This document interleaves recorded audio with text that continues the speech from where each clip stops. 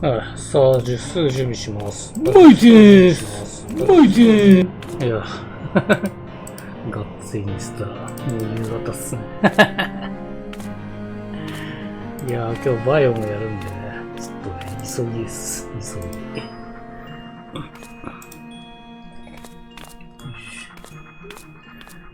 ゲーム実況始まるよ。今回は26実況 4.5 開始から魂の行方解放戦争後編にひよこの FF14 PC 第302回強くてニューゲームになります。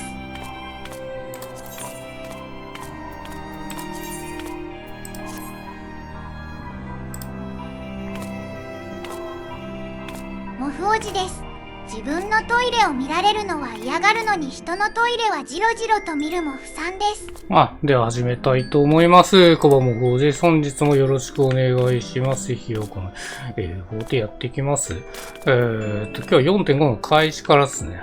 前回は、ですね、主にドーマ関連が多かったかな。ですね、ドーマを守り固めるために、はじめステップの、あれですね、古代史跡を、起動、アラグイさんかなを、起動させるっていう感じですね。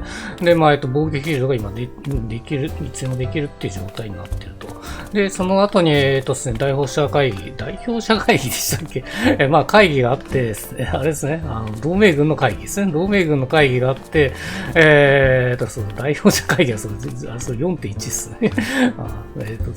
4.4 であったのは、ですね、同盟軍が全部集まったような会議ですね。なんで、アイメリクさんとか、ヒエも加わったって感じですね。その辺の全部集まった状態での、会議をやって、サンクレットの、ですね、提案によって、ですね、内部的に崩壊させていくっていう流れですね。噂、ゼノスは死んだっていう噂を広めていくっていう流れですね。一応そんな感じになってるっぽいですけど、その後に事件が起きましてね、サンクレットがね、昏睡状態になってしまうっていう状態ですね。その作戦はまたですね、伝えたんで、サンクレット以外で多分やるんだと思うんですけど、一応そんな感じで起きて、で、さらに、石の家に戻ったら、ヤシトラと、ウリエンジェが、昏睡状態になってしまうっていう、今のところ3人が昏睡状態になってるっていう、かなりの急展開が起きてるっていう状態ですね。では今回はこの続きからやっていきたいと思います。よろしくお願いします。初見の人はね、結構、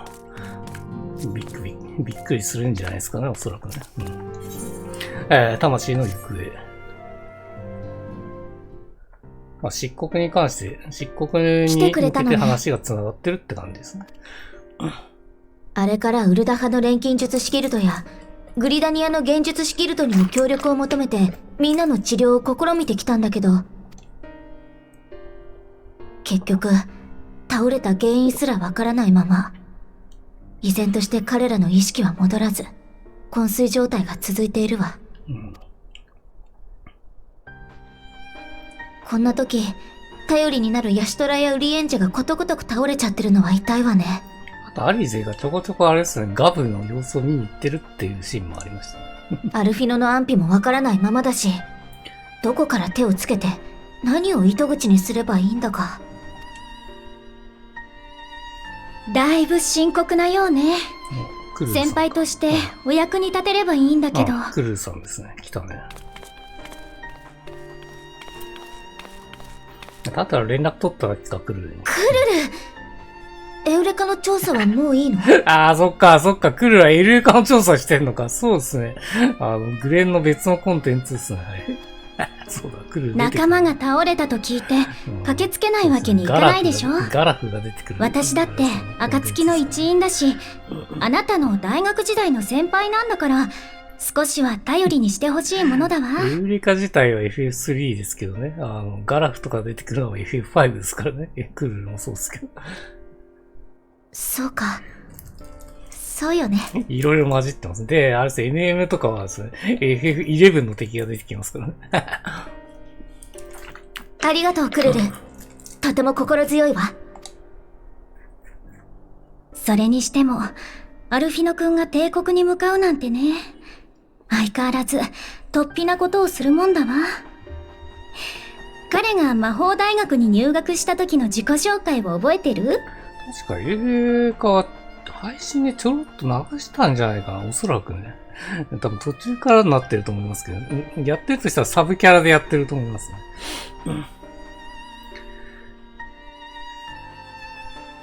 私には夢がある。それはこの世界を救済することだ。真似すんじゃねえよ。歩きのいじりが始まったね。クルルがいるとこうなるよ。さすがに今では恥ずかしがっているけれど、当時のアルフィノ君は本気だったし、今でも真剣に世界の救済を実現しようとしている。そうね。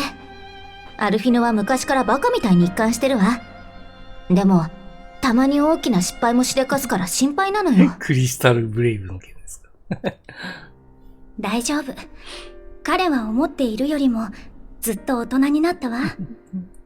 誰かさんのおかげで。蒼天で成長しましたね。でも、自己紹介の件をばらしたことは内緒よ。自己紹介の件。あれか。初めてクルルさんと会った時のことか。さ、みんなの容体を見させてもらうわ。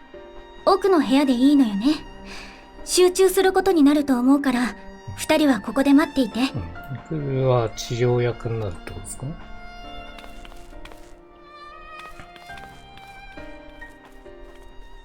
まあ、ヒーラーですもんね。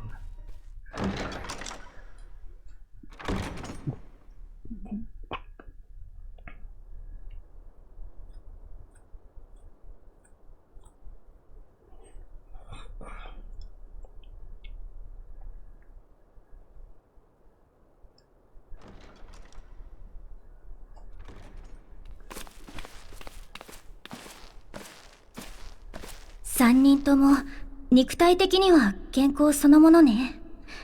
一見深い眠りについているだけにも見えるわ。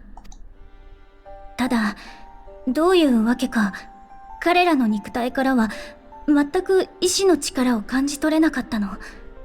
まるで魂が抜け出してしまったかのように。それって、カヌエ様も同じことを言っていたわ。アリゼからの報告書は読んだんだけど、あなた以前に霊の声を聞いたとき、違う空間に立っているような感覚に襲われたのよね。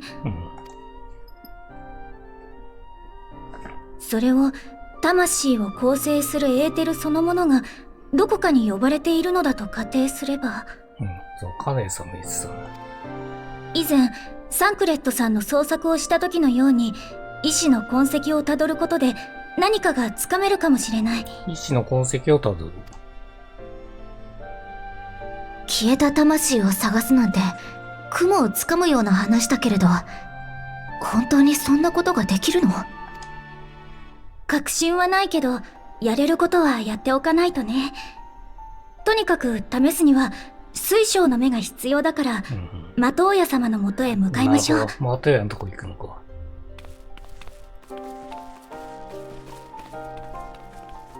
絶対ショートカットじゃねえよな、これ。いや、ショートカットかな。3人で行くんだったらショートカットかな。違うわ。残念。行きましょう。イディルシャイアからですよね。イディルシャイア。なんでこうなんだよ。イディルシャイアで、イディルシャイア。はい。よし。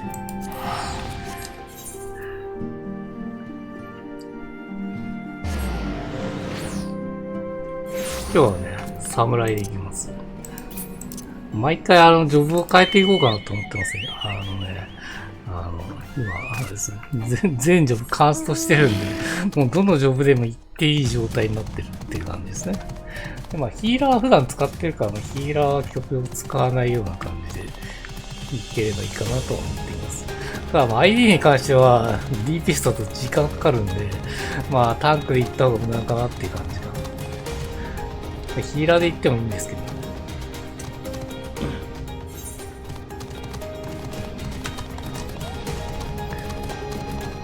普段使わない先生術師とかで遊ぶとかそういうのはありですよね。まあ、スキルもあれですよ、スキルも全然あれですけど、使い方が違うからですね、慣れるまで時間かかりますけどね。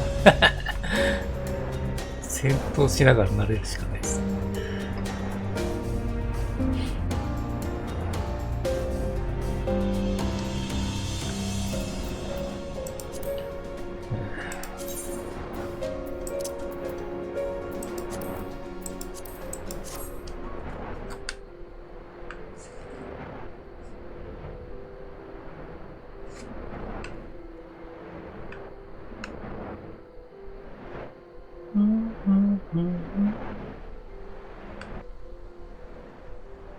このラクダ FF11 の敵ですね。乗ってますけどね。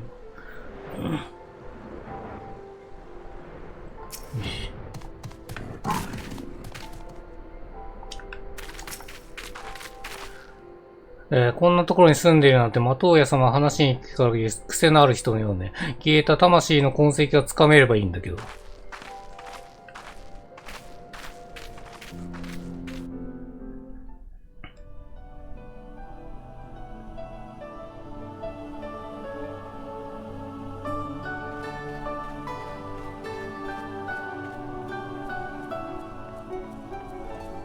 やれやれ、またお前たちかい。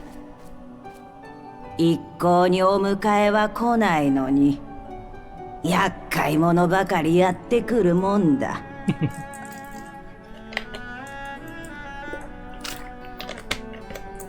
ふん、ルベユールの小僧かと思ったら小娘の方とはね。あの鼻垂れよりも活発だって聞いてたけれど、なんだい、まるで葬式みたいな面をしてるじゃないか。葬式みたいなやつ。お言葉ですけど、いくらおじい様の知り合いだからって失礼じゃない？よしよし、小娘はそのくらいでちょうどいいのさ。小娘。シュトラなんて野良猫同然だったもんさね。野良猫。神気臭い面なんぞ。猫だけ。老いぼれに任せておけばいいんだ。で、今度はどんな厄介事を持ってきたんだい？マトウヤ様、もう一度水晶の目を、古の光のクリスタルをお貸しいただけませんか？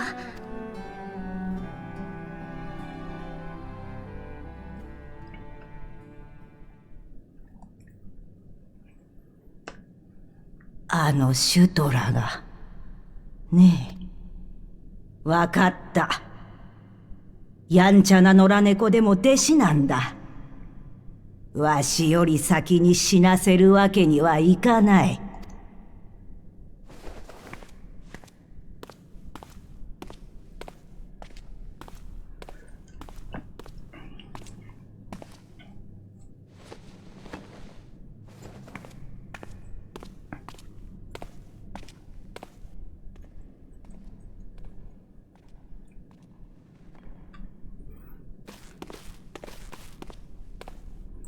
今日 4.5 やりそれじゃあますけど、私の超える力をこの水晶の目を通して発現させてみるわ。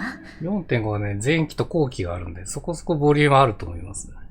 まあ4時間で終わればいいけどね。賢人のみんなが混沌した場所から念入りに意志の痕跡をたどってみる。時間かかんねえかな。3時間ちょいだと思うんだよな。ただまあエンドロールがあるから、まあちょっとそこは時間かかるかもしれない。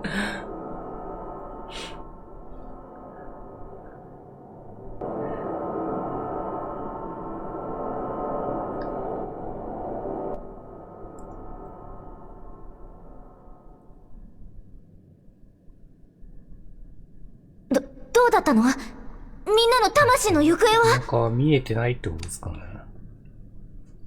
ダメ。わからない。一体どういうこと？何が起きているというの？ねえ、わかる範囲で説明して。感じ取れないんじゃないの。意志の痕跡がぷつりと消えてしまっていることがはっきりと認識できるのよ。まさか、魂が消えてしまったってこと？そんな。肉体だけが生きていて、魂がないなんて、まるでアナンタ族のカリアナの族長の娘じゃない。それはでもテンパーズじゃなかったっけ？いえ、それは違うと思うわ。アナンタ族の娘さんの場合、肉体を含めて一度死を迎えてからラクシュミに復活させられたはず。ラクシュミに復活させられたのか。なるほどね。ただのテンパーズと違うの。早がてんはいけないよ。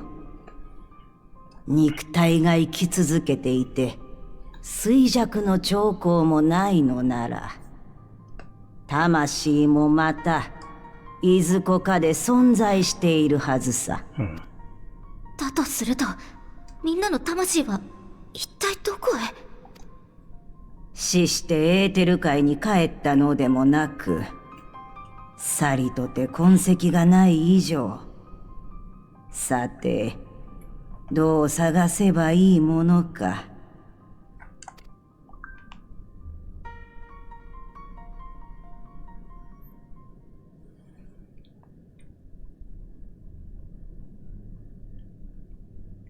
調査は振り出しに戻ったみたいね。でも、みんなの魂は消えてしまったわけじゃない。それがはっきりしただけでも前に進めるわ。ごめんなさい、通信だわ。はい。わかった、すぐに行く。リセから緊急の知らせよ。アラミゴに帝国の民衆派が亡命してきたって。それもあのマキシマ大使が一緒らしいの。マキシマ。帝国の民主派が亡命してきた。アラミゴに今いるってことか。クルル、それからマトーヤ様、悪いんだけど私。やることが決まったのなら、さっさと行きな。若いうちは、立ち止まっている暇なんてないんだ。さあ、これでアルフィの安否がわかるってことですよね。それじゃあ、私は引き続き、魂の行方を探る方法がないか、調査をしてみるわ。あなたも一緒に来て。もうすでに昏睡状態になってる可能性もあるな、アルフィの。これ、ここにいればですけど、いなかったらですけどね。やれやれ、またかい。ここ最近、魔法仕掛けのほうきの動きが弱くてね。わしの年のせいならともかく。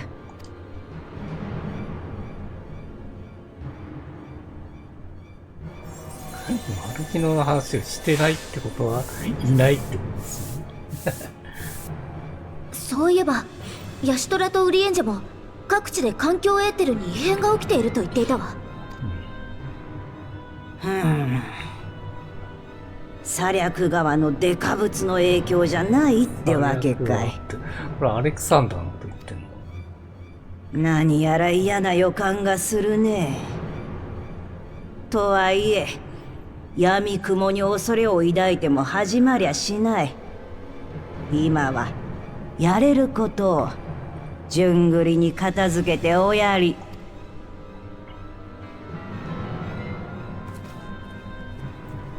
まあ、とりあえずアラミゴに行けっていうのはこれですか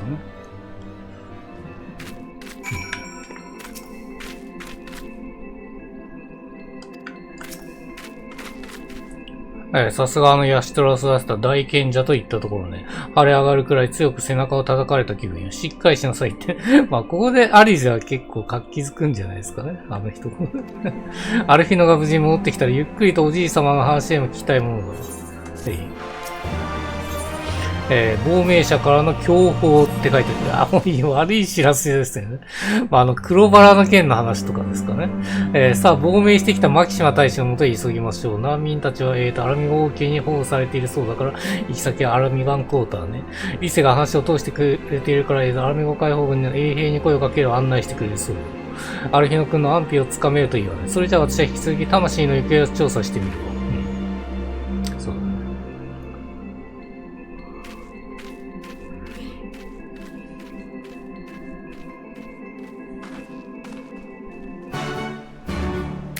よし。で、アラミバンコート。たっけえな。で、一旦グリダニア帰ると。これ400ぐらいでいけたんですね。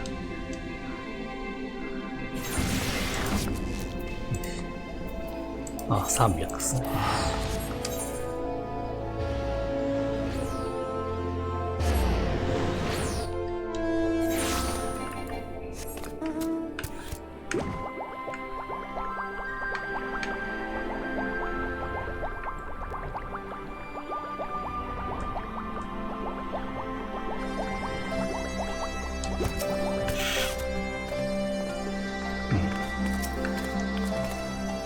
これは暁の二方、リセ様に話を伺っております。アラミ王宮へ向かわれますか？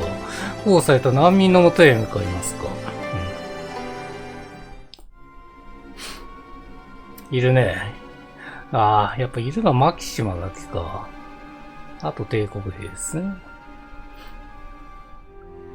完全に別行動を取ってるってことか。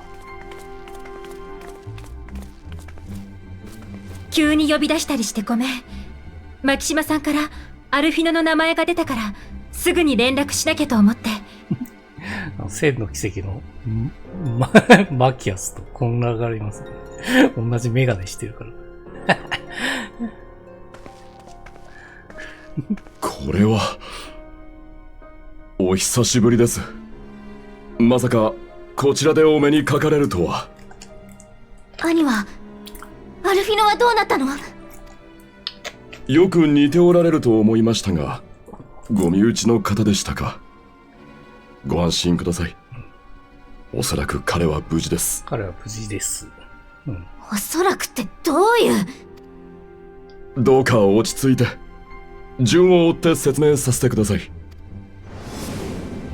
実は土間を立ってからほどなく、我々の船は永久焦土地帯の上空にて皇帝親衛軍の襲撃を受け、不時着を余儀なくされました。やっぱ言ってた通りですね。皇帝親衛軍。さらに脱出後も追撃を受けたのですが、そこで我々は影の狩人と名乗るアシエンとの戦いを掲げる者たちに救われたのです。私とアルフィノさんを含む生存者はその人物らに同行し、属州の一つへと向かいました。我々はそこで民衆派の同志たちと合流、共に避難をとお誘いしたのですが、アルフィノさんはアシエンの追跡を続けると。アルフィノはザ・バーンから脱出できたのね。それにしてもアシエンとの戦いを掲げる者たちですって。じゃあアルフィノはその影の狩人ってのと一緒に？彼らは各地でアシエンを討伐して回っているようでしたが、多くは語らず素性を明かそうとはしませんでした。その行き先も聞き出すことはできず、それでもアルフィノさんは共に行くとおっしゃいました。我々はといえば皇帝親衛軍から逃れるため、粛清の嵐が吹き荒れる属州を脱し亡命してきた次第です。受け入れてくださったラウバーン様には感謝しかありません。たとえ敵国の民であっても、傷つき疲れ果てた者たちを突き返すことはできん。それにこちらとしても帝国の内情を知りたいのでな。それにつきましてはご報告せねばならないことが。逃避行の最中で反乱を起こした属州民たちの勢力が一夜にして全滅したという話を聞きました。反乱を起こした属州民たちの勢力が一夜にして全滅した。相次ぐ反乱に業を煮やした軍部が新兵器を投入したとか。黒バラの件ですかね。詳細は定かではありませんが、これ以降抵抗活動は下火になりつつあるようです。それからいくつかの属州で駐留部隊が西に向けて移動を開始したとの情報もあります。大規模な軍事行動の前触れではないかと。西へ？それってつまりアラミ語への再進行の準備ってこと？アラミ語への最新化。ほんと。いずれこの時が来るとは覚悟していたが、こっちに来るの。帝国軍の動きがこうも早いとは。まあそうですね。防御フィールドがありますからね。ラウバーン、急いで国境の防備を固めているとは言っても、まだ準備が。分かっている。同盟各国と国境守備隊に使者を出せ。援軍の派遣を要請しつつ、帝国領との国境地帯に防衛陣地を設営。帝国の進軍に備えるのだ。だが急がせたとて時間が足りん。敵軍が死人でき次第、停戦交渉の使者でも出して少しでも時間稼ぎをするしかあるまい。悪いんだけど、あなたとアリゼンにはドマへ向かってもらって、ヒエンにこの件を伝えてほしいんだ。アルフィノのことも心配していると思うし。わかったわ。任せておいて。それじゃあ。おっと、いやー、じゃあアリ絶好で来んのか。その道歴史ではならない。今再び零細の時、時空を超えよ。いや、これアリゼでしょ。門を開け。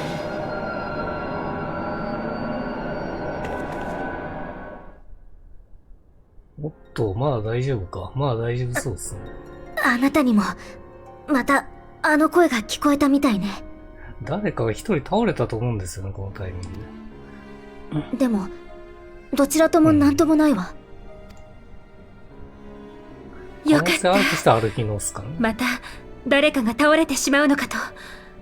一体何が起きてるの？それが、いろいろ手を尽くしたけど、まだ分かっていないの。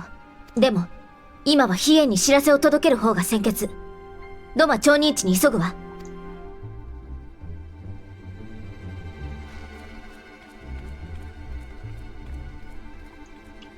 アルフィノか、クルルか、タタルさんですよね。まあ、この残ってんのはこの辺ですよね、暁。タタルはないと思いますけど、さすがに。アルフィノの件で一安心できたと思ったら大変な事態になってきたので、今度は、東方だなんて珍しいものだけど、じっとしてられないたちの足には、これくらいがちょうどいいわ。一刻も早くドマ町人地の、起源会に急ぎましょう。ああ、じゃあ、起源館に行くんですけど、相変わらずクソ遠いんで、こっからです。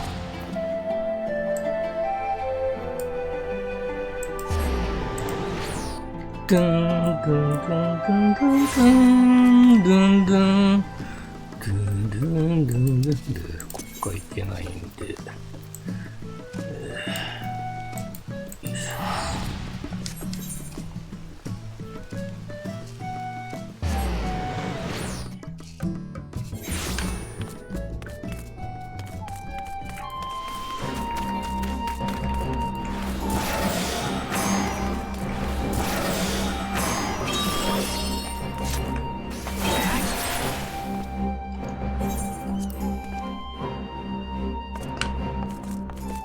お、いっぱいいるね。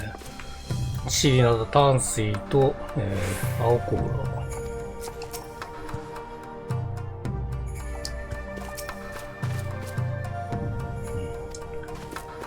ラ。ナグさんした。これがあれですかね。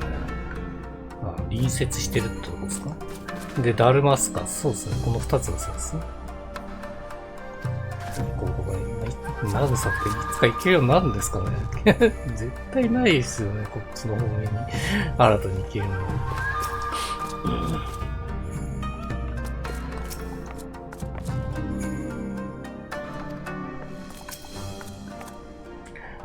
やるんであれば、がっつり東の国編みたいな感じでやってほしいですね。東の国だけをピックアップする。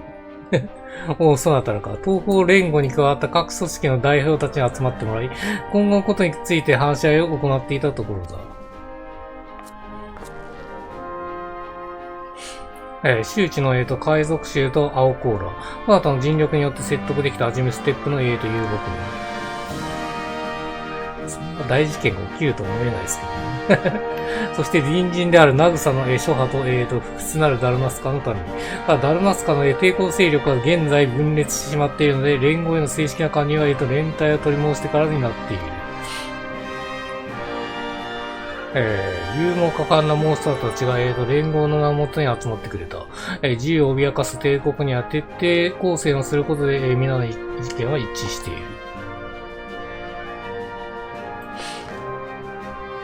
東方連合の準備は順調そうでよかった。実はその戦力も借りたい事態になったの。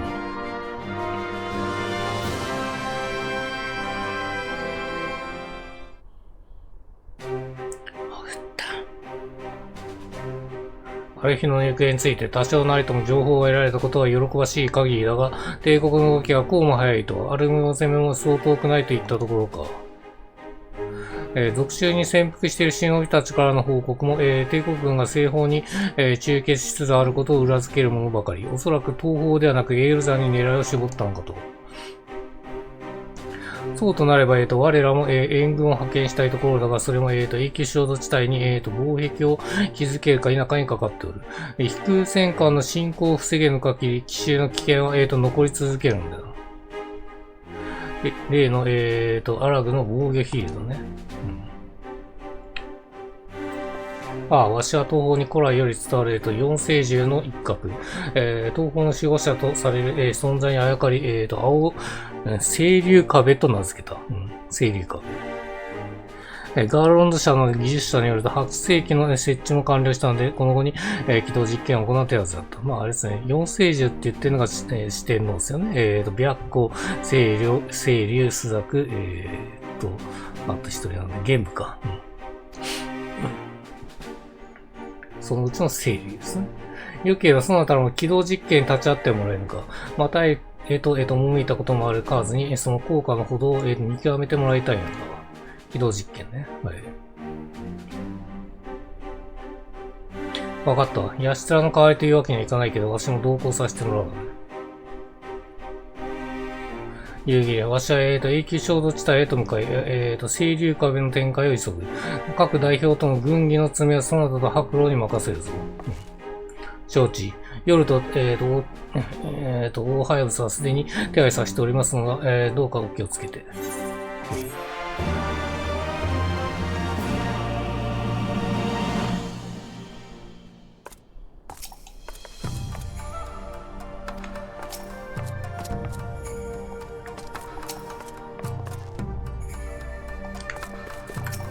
一緒かな。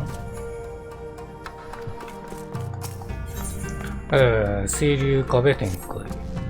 ザバーンへは例によって空から行く。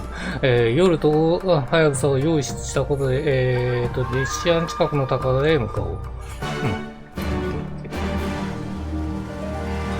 うか。ザバーンの ID に行ったところか。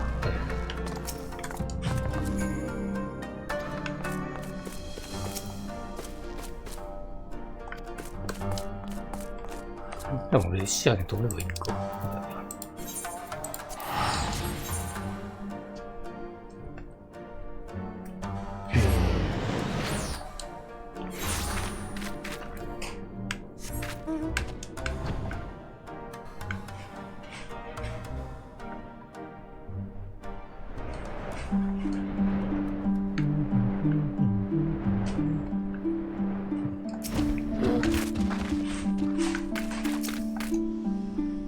よし、準備ができ次第、ザバーへ出発するとしよう。はい。戦闘なさそうですね。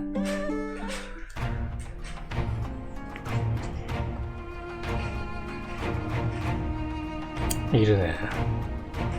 ガーロンズ社。あれ、緑色は何だ？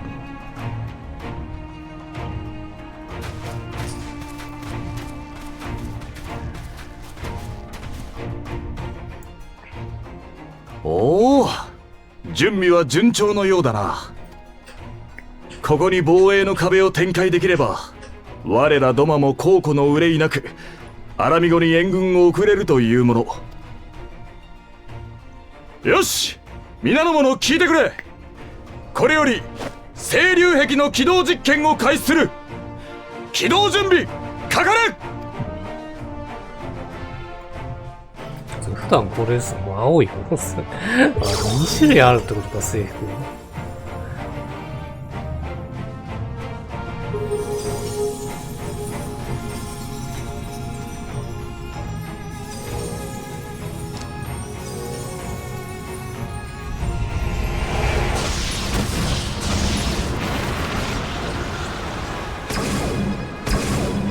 1番機起動確認。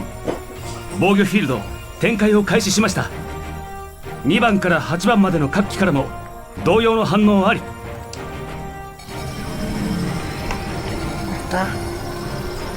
1000、2000、3000。防御フィールド順調に展開を続けています。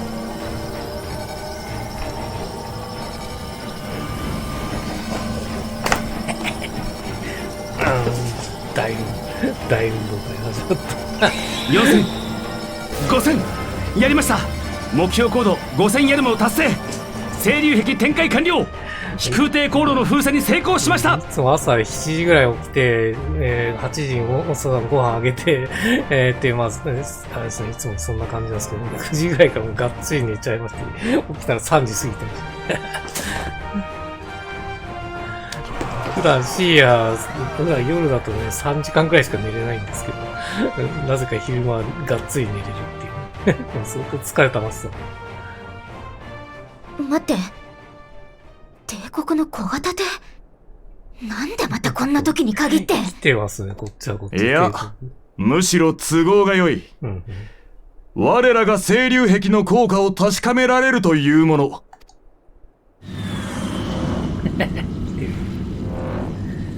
一戦だけか。早速捕まりましたね。捕まり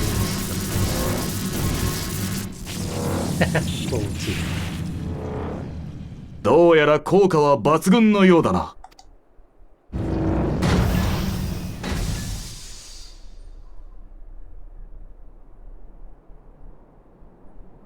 さあ、誰かあっと来たね。来たじゃん、影の狩人。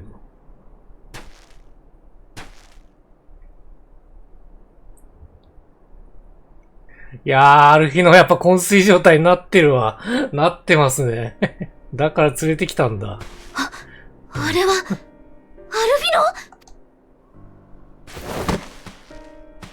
なんで？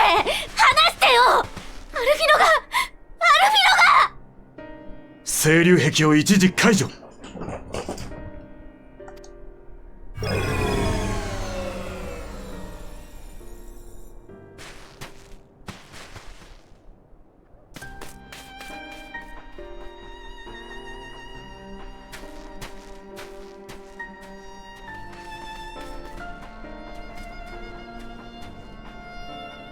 落ち着け娘。この少年は昏睡しているだけ。死したわけではない。そうっすよね。だからさっきの声で来たってことですね、昏睡が。そんな、それってサンクレットたちと同じ。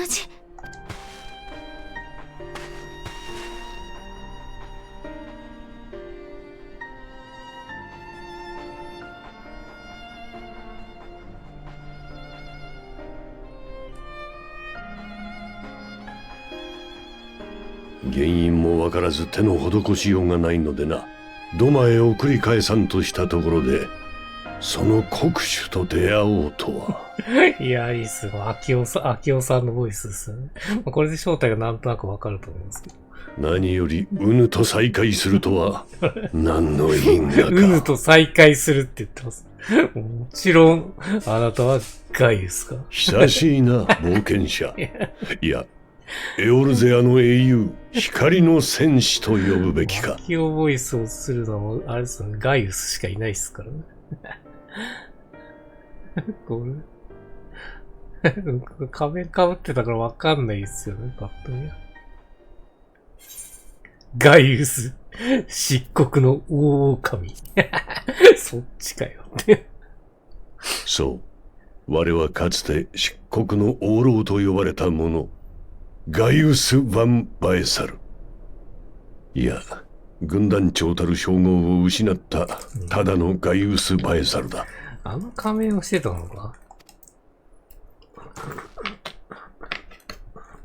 ここで剣を交える気はない。第14軍団の軍団長はあの時死んだのだ。今や階級は愚か国すら持たぬ一人の男。その元軍団長がどうして。ウヌは覚えているであろう。魔道場での一件を。アシエンか。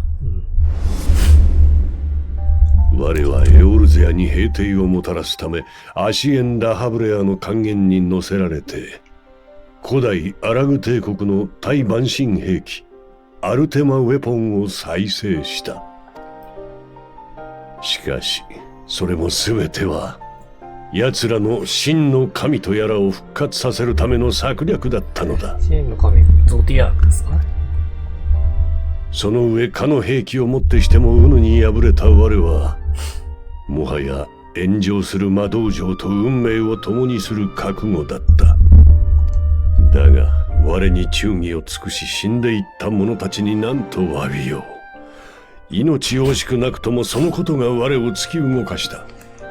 この手でアシエンどもを狩り尽くしてやろうとな。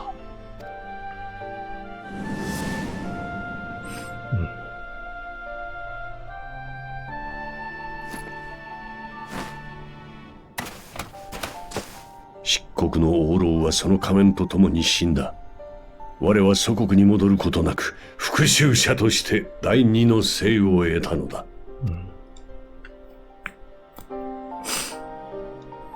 我が旧敵ラハブレアはウヌが倒し滅せられたそうだな。しかし依然としてこの世界には奴らがはびこっている。世を混沌に陥れんとする存在は排除せねばならん。これは暁の使命とも合致するのではないか。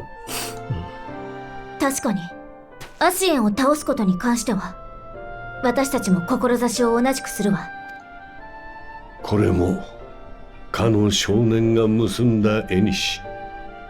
志が同じとあらばこちらが知る情報を与えておこう。ああ、そうっすね。いいっすね。アシエンには上位の赤き仮面の者らとそれに従う下位の黒き仮面の者がいるのは知っての通り。上位ってのは白い調停者ですかね。で、黒き仮面ってのがまあ普通のあれですね。黒いローブを着たアシエンですね。しかし赤き仮面の者たちの中にも階級があり、オリジナルを名乗る少数の者らが天聖組なるその他の者を従えている。仮面だけでさらに2つに分かれてるのか。なるほどね。はい。オリジナルと名乗る者と、天聖組。はい。うぬら暁が始末したナプリアレスは後者の天聖組。天聖組。厄介なことは確かだが問題はより強大な力を有する3体のオリジナルだ。3体のオリジナル。3人いると。で、1人がラハブレアですかね。そのうちの1体はすでに消滅したラハブレア。エリディブスとエメトセルク。残るは白き衣のエリディブス。そして未だ謎に包まれているエメトセルクだ。このエメトセルクってのがよく覚えておいてください。今のところまあ出てないけど、まああれです。あのキャラです。ラハブレアにエリディブス。報告で聞いた名だわ。でも、エメトセルクは初耳よね。私たちは、帝国内でアシエンが暗躍していると考えてるわ。死んだはずの皇太子ゼノスの肉体を操る存在。そいつについての情報は？我はエリディブスだと睨んでいる。いや、もう当たってるよ。調停者を名乗る奴は当たってます、ね、光と闇の均衡を保つことを役目とする。いや、さすがっすね。この辺はさすががいいです。ハイデリンの使徒たるウヌの働きで増した光の力。それをそごうと帝国に力を貸しているに違いない。始末すべき筆頭格と言えよ。筆頭格。そしてそのエリディブスの影を追って暁の少年と辺境の属州を探っていた時のことだ。全滅した反帝国勢力の部隊に遭遇した。死因は黒バラ。過去に帝国軍が開発し、我が実戦投入を拒否して廃棄を命じた忌まわしき毒ガス兵器だ。毒ガス？じゃあそれがマキシマさんの言っていた新兵器、反帝国勢力を一夜にして壊滅させたっていう、そんなものが今度のアラミゴでの戦いで使われたら。案ずるな。少年と共に生成工場に潜入し、しか喋っプランてねえじゃん。トともども現存する黒バラは全て破棄した。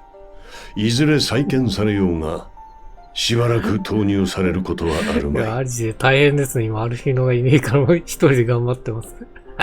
家に全く喋らね注目すべきは工場内で発見された命令書だ。その書類にはごく最近の日付とともに署名が記されていた。ゼノス・イエ・ガルバスとな。え。ゼノスイエ・ガルバス。動く死体が知性の猛毒を作らせておったとは、趣味の悪い話だ。動く死体が作っていた。エリディウスってことですか？だが、工場で見たものはそれだけではない。そこには、古代アラグ文明の技術である人造生命体の培養施設が存在した。悪趣味さで言えばそちらが上かもしれん。ずらりと並んだ培養層に入っていたのは、初代ソルテイの若き姿をした人造生命体だったのだからな。こうして初代ソルテイにくっついたってことですよね。あのキャラが。アシエンですね。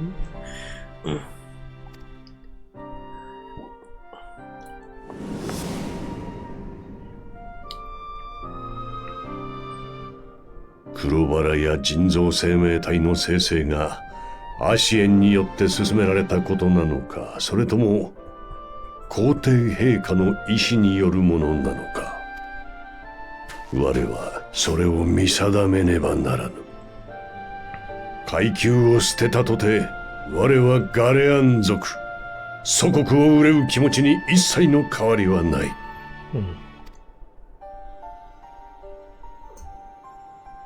故に我は再びアシエンの影を追わねばならん。冒険者よ、撃つべき共通の敵がいる以上、我らが争うのは得策ではない。私にとっては、あなたは兄の窮地を救ってくれた恩人だわ。いや、こっちに決めさせんのかよ。決めるのは私いや、じゃない。まあ、そうなるよね、そうなるよね。だって、出会ってないっすよね、アリゼはガイウスに。来た。選択肢来るだろう。今争って、結論はいずれだそう。今争ってる場合じゃない。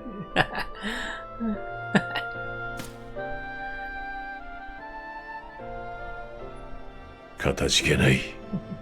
かつて我は偽りの神にすがる弱き者を否定した。だが己もアシエンの偽りにすがり強者を装っていたのだ。我もまた弱かったということ。また会おう。真に強き光の戦士よ。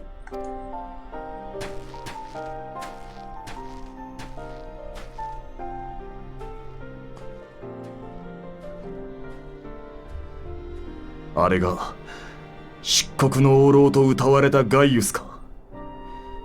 一門の武人であると聞いていたが、思わぬ展開になってきたものだ。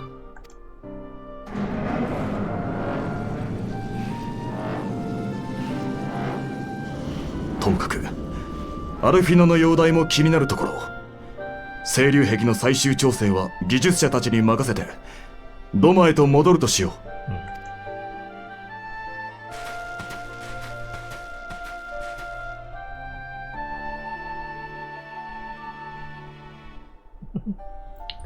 ガイソンって何を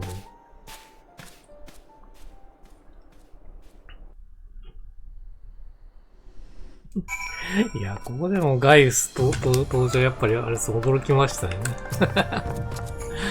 まさかのって感じですもんね。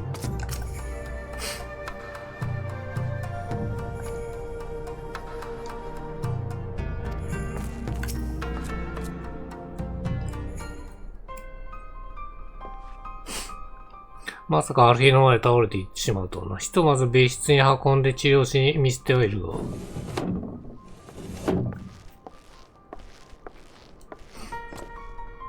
治療士によると、体は健康そのものだけど、原因不明の混戦に陥ってるって。思った通り倒れたみんなと同じ状態だわ。遠い帝国属州にいたアルヒノにまで、例の症状が襲っていたということね。あのような状態ではあるが、どっこいアルヒノは生きて戻ってきたのだ。目覚めさせる、術を、突き止めて、救い出してやるのみよ。それまでそなたがやるべきことはアルヒノの分まで暁の役目を果たすことであろう。そうね、立ち止まってる暇なんてない。いえ、清流壁の展開が成功したのならば、東方連合の戦力を得たアルメゴに送ることができる。もちろんだ。飛戦艦での侵攻の恐れがなくなった今、東方連合の兵をアラメゴに送り、エオルゼア同盟に合流させよう。しかし、転移魔法を扱えるものを除いては、兵の移動は、船に頼らざるを得ません。エオルゼアまでの、栄養、航海となると、海賊数の船では。エオルザヤの亡命人、西方への大航海を経験した者もいる。彼らの中心に、乗組員を、選抜しつつ、大型船の手配は東アルデナート商会に、協力を打診してみるつもりだ。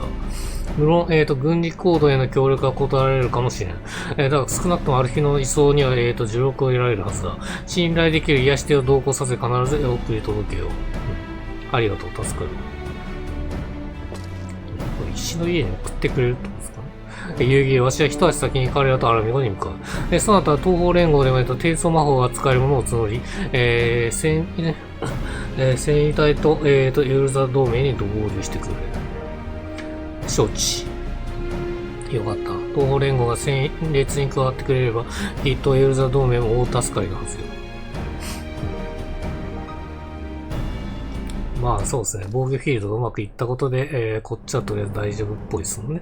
なんで、アルミゴに、加わって、そっちの守りを固めるとは。という感じですね。まあもう来るって、早速来るって話ですからね、敵が。ガイウスか。ガイウスじゃねえや。あれですね。バリステが向かってるってのがですね。備蓄されていた黒バラは失われましたが、現在、新規のプラントを構築中であります。次期遠征には必ず急がせよ。これも船の中っすよね。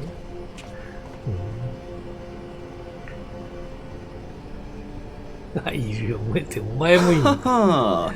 黒バラか。覚えているぞ。漆黒の王老が破棄させた毒ガス兵器だったな。違うな。これ船の中じゃねえか、まだ。こいつがいるってこと。いいぞ。実に効率的だ。たまには私の血縁らしい選択もできるじゃないか。先天的に魔法が使えぬ我らにとって魔導技術こそが力。無駄に兵を死なせぬため、帝国と世界のため、使わぬ手はない。さっきのガイウスの話で言うと、こいつが、エメトセリクの可能性が高いってことですよね。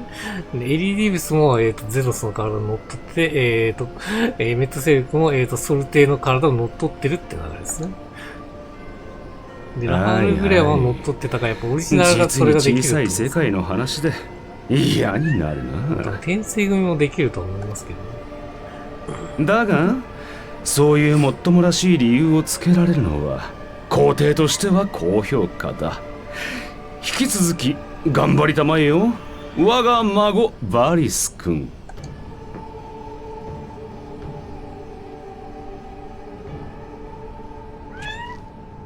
それにしても毒の兵器。静かなる死をもたらすものか。あちら側で光の反乱が起きて以来、あちら側。こちら側にもいい具合に影響が出始めているからな。相乗効果で化ける可能性はあるか。よし、こちらはお前に任せた。大いにのびのびと戦争をしてくれ。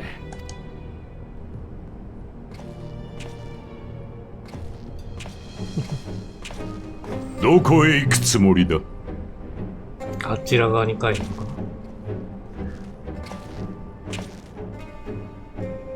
な。アシエンにそれを聞くか？答えは一つだろうに。貴様らが霊災を起こすために動いていることなど百も承知だ。私はただ貴様の勝手な行動が結果としてこの国のしがらみになっていると言いたいのだ。先の崩御、貴様の当時の肉体が死を迎えた時のことを忘れたとは言わせぬぞ。当時の肉体。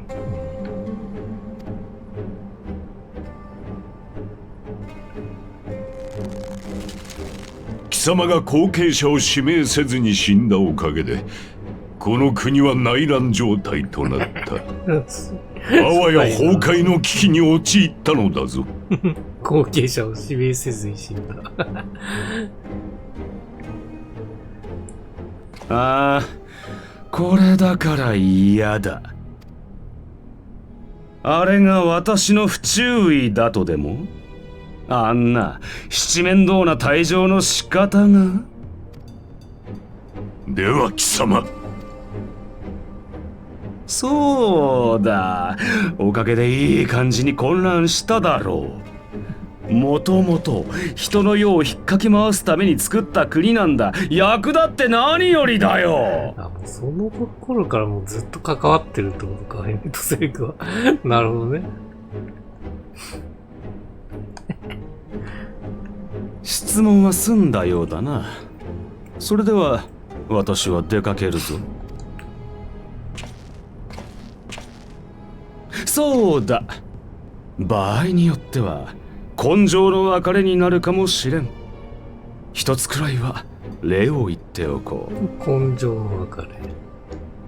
この体を量産してくれて助かった。私はどの体についてもそれを自分にできるんだが、もともとそう作ってある体なら調整の手間がなくていい。アラグ帝国の生体複製技術を試したんだったが、確かにあれはなかなか滑稽で見どころのある研究だったな。実験体にあえて国府ソルを選ぶとは、いやー、なかなかに歪んでいる。さすがは我が孫だ。ではな、互いにうまくやれば家族の共同作業になるぞ。お前はこの地の杭に、私はうつろなる世界の杭に、この星の欺瞞を共に砕こうじゃないか。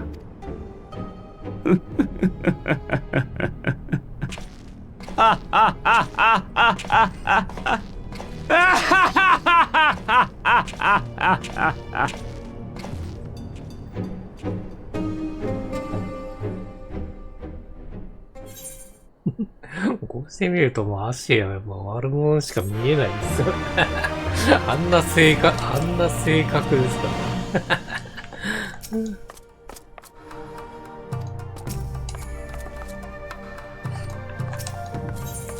ら。教会の地ギムリ島。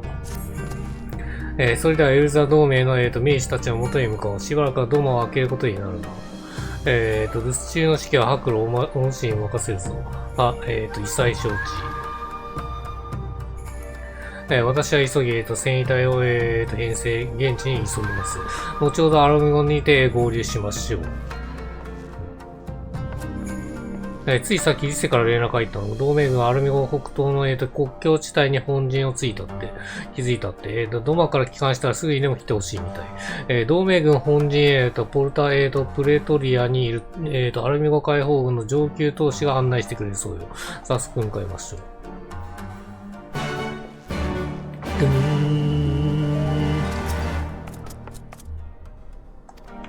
OK。じゃあ、ポルタプレトリアの。そうですよ。たっけえな、相変わらず。正反対だっつっても、正反対の場所を行き来させんじゃねえよ。工事です。40代になってもそこまでシワは出てきません。変わったといえばもみあげに白髪が生えてきたぐらいですね。芸能人見ると50代ぐらいでシワが増えているように見えるので、そこら辺になったら要注意ですね。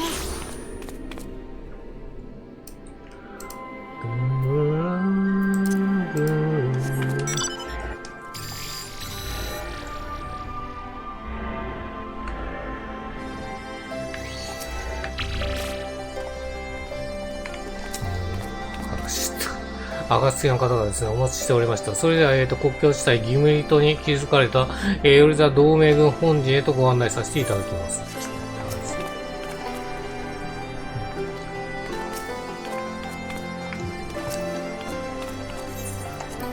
別のエリアに行くかな。これあれかな？専用エリアかな？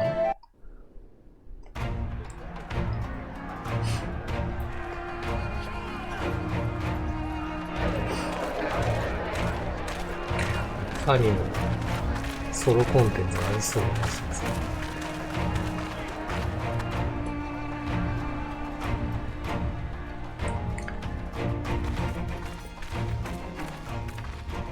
もしくは2人ともありがとう。ヒエンも一緒に来てくれたんだね。東方地域の防備に目処がついたのでな。アラミゴへの援軍についても準備を開始しておる。ありがたい。こちらの防衛陣地についても同盟各国の協力で準備が進んでいるところだ。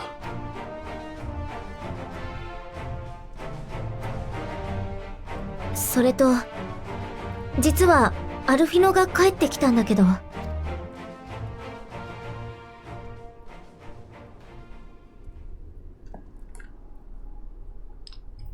アルフィノの混沌にアシエンを狩るガイウス、それに毒ガス兵器。こんな状況じゃなければ一つ一つに驚いているところだけど。リセは暁、もう暁じゃないから多分あの声聞こえないってことですからね。でもさ、その黒バラって牧島さんが言っていた新兵器のことだよね。ああ、そう考えていいだろう。アルフィノ殿のおかげで最悪の事態を免れたのかもしれん。単身で帝国へ向かった勇気と行動力には感服せざるを得んだ。正体不明の新兵器という情報に不安ばかりが募っていたが、その存在が毒ガスであると分かればあらかじめできることはある。至急対応策の検討に入るとしよう。それにしてもあのガイウスが生きていたとはな。アシエンと敵対しているという話も驚きだが。驚きの知らせといえばこっちにもあるんだった。進軍してきた帝国軍に停戦交渉を持ちかけたんだけど、バリス自ら会談に応じると返答があって。バリス帝か。先のドマイの和平交渉ももともとはかの君が提言してくれたのだったな。とはいえゼノスの正体がアシエンである可能性が高い以上、どの道を通ろうとも蛇の道は蛇かもな。ああ、だがエオルゼア同盟軍としては時間稼ぎとしてもこの会談を実現したいが、先方が交渉に応じる条件として各国の代表に加え暁からも出席者を求めてきているんだ。強制することはできないけどお願いできないかな。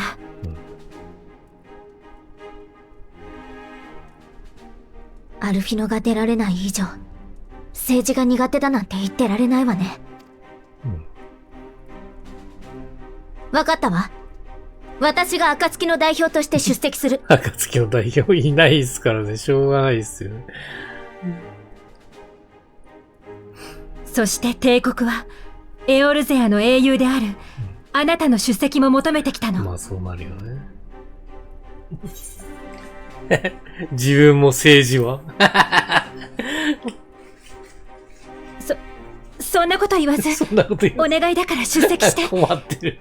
先方にどんな意図があるのかわからないけど、こちらとしてはあなたがいてくれるだけで心強いんだよ。困ってる。もちろん帝国が不意打ちを狙ってくることも考えて、会談の場となる国境地帯には全軍を差し向ける予定だ。各国の名士たちもすでに向かってくれている。私たちもあなたの準備ができ次第出発しましょう。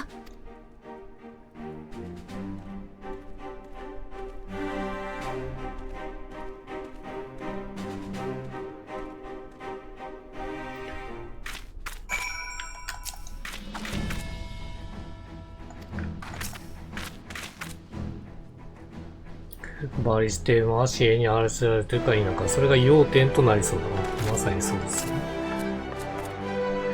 準備は良ければ帝国の会談場となるとガレマール帝国の天幕へ向かいましょう。またも長いイベントになりそうですね。もう戦闘はなさそうですね、パッと見ね。周りは、特になんもないか。まあ大体こんな感じですね。はい。行きましょう。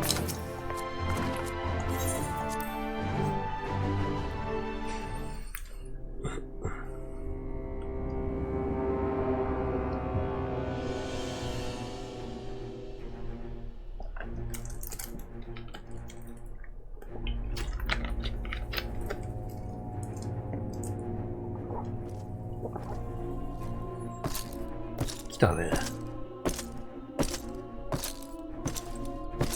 貫禄の六角形。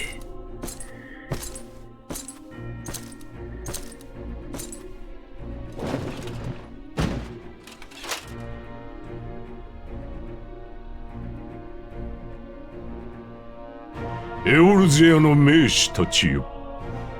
我こそガレマール帝国第二代皇帝バリスゾス・ガルバスである。まずは聞かせてもらおうか。停戦を訴える貴公らの言い分を。それでは、わらは、ウルダハ第17代国王、ナナモウルナモより、エオルゼア都市軍事同盟の総意を伝えよう。貴国、ガレマール帝国の力による支配は、一時は成功しようとも、必ずやほころびが生じることは明白。アラミゴ、ドマでの戦は、その勝査であった。我らはたとえ、こたびの戦に敗れたとて、幾世代にもかけて、自由を求め戦い続けるであろう。この終わりなき負の連鎖は、ここで断ち切らねばならぬ。そして、我らエオルゼア諸国、並びにドマ国は、各々が独立を保ちながらも、確かな同盟関係を結んでいる。そなたら、ガレアン人国家とも、平和裏に手を取ることができるはず。今こそ、救援と支配欲とを捨て去り、共生の道を模索しようではないか。絶対すんなりいかないですけど。詭弁だな。詭弁とか言ってるもん。今でこそ同盟関係にあるのやもしれんが、エオルゼアとて、かつては国同士の戦争や内乱が絶えなかった。さらに言えば、今なお蛮族との争いを続けておる。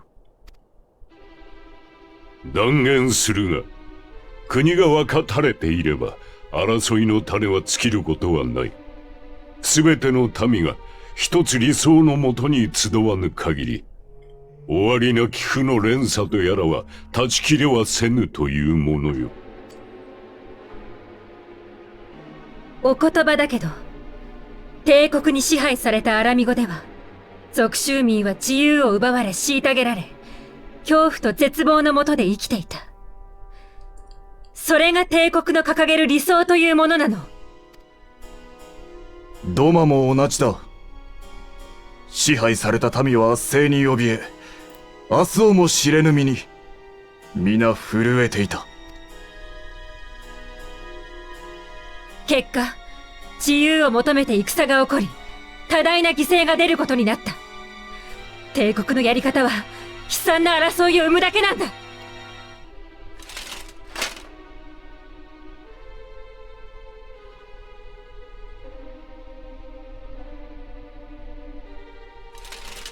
統治者に逆らい争いを起こしたのはそちら。圧政を敷かざるを得んのも反逆者が絶えぬため。従っていれば平和は約束されていたものを。従うような内容じゃねえからです。圧政がいけねえんだ、圧政が。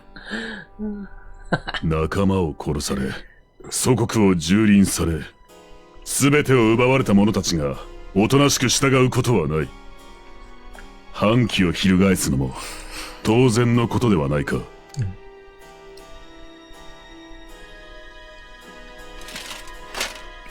その反逆によって出たこちらの犠牲も決して少なくはない。そう出るのかよ。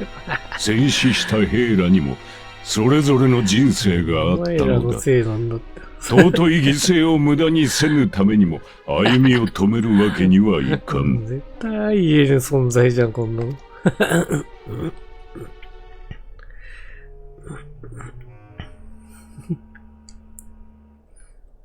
では、私から少し話をさせていただこう。我が国、イシュガルドは、1000年にわたってドラゴン族と戦ってきた。双方とも、犠牲の山はうず高く積まれるばかり。戦は、どちらかが滅びるまで続くものと思われた。しかし、我々とドラゴン族は、1000年の禍根を乗り越え、粒子戦争を終結させ、融和の道を歩み始めたのだ。貴国との間にも、必ずや和平の可能性があるはず。その融和とやらも竜の頭目かの邪竜を殺すことでのみ成し遂げたと聞くが、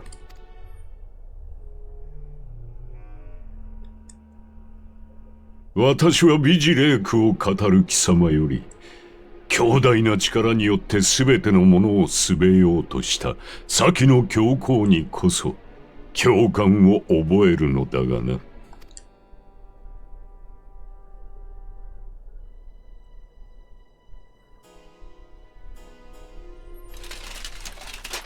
全く話にならぬな。そもそも己の国とやらの定義は何なのだ。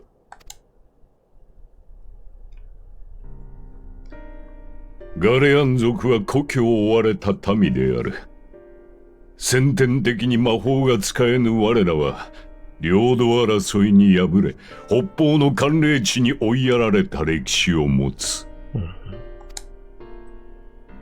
そこで青林水を発見し魔導技術を得たからこそ領土を取り戻し強国へ成長することもできたが、それまでは厳しい生活の中苦渋をなめてきたのだ。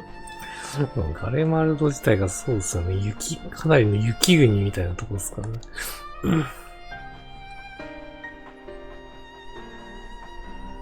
我らリムサロミンサの民も同じく故郷を追われた身だ。それでも新天地を切り開いて海の都を築き上げた。だが必要以上の拡大はせぬ。不遇な境遇だからとて侵略が肯定されるわけではない。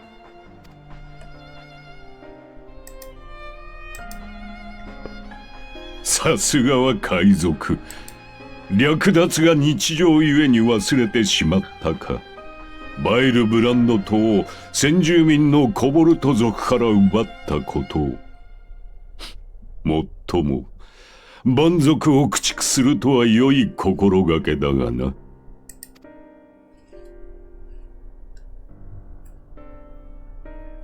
ガレアン族が故郷を取り戻すまでの数百年間で、その土地に根付いた民にとってみれば、我らは所詮侵略者、相互理解などという生ぬるいもので共存できようはずもない。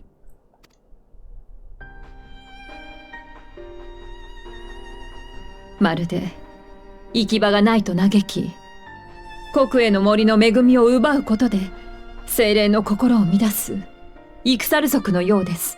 しかしそんなイクサル族の中にも己の拠り所を見つけ充足を得た者たちもいます。ガレマール帝国にも拡大路線だけでなく民の幸福を実現する他の道があるのではないでしょうか。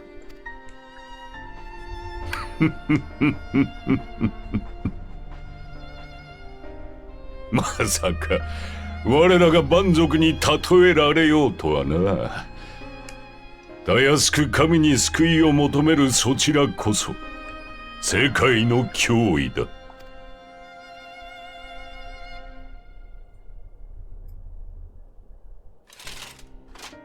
少しでも停戦の可能性があればと階段の申し出を受けたものの、このままでは拉致が開かぬな。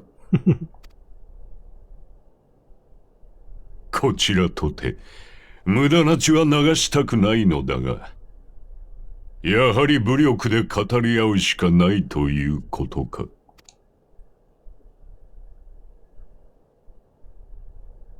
待って、せっかく敵対し続けてきた者同士が階段の場を持てたのだから、もう少し話し合いましょう。お互い戦いを望んでいないのなら、過去の火をあげつらうのでなく、停戦に向けて歩み寄るべきよ。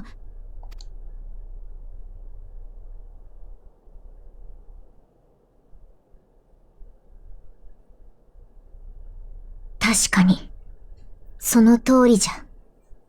この会談は、お互いの未来に向けて話し合うはずであった。バリス殿、議論がもつれてしまった今、休憩を挟んで、皆で頭を冷やしてから、改めて話し合わぬか。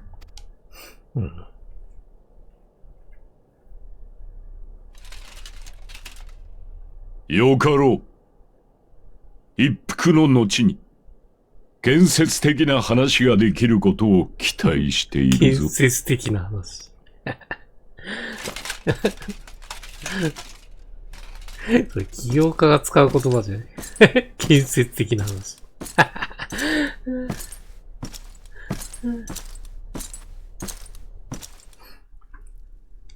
投資家ですか？投資家。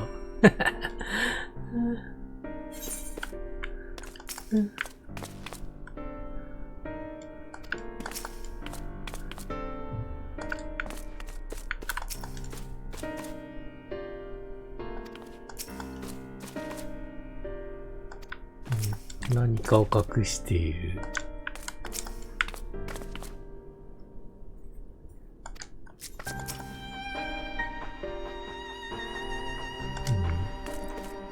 真意とは一体何か。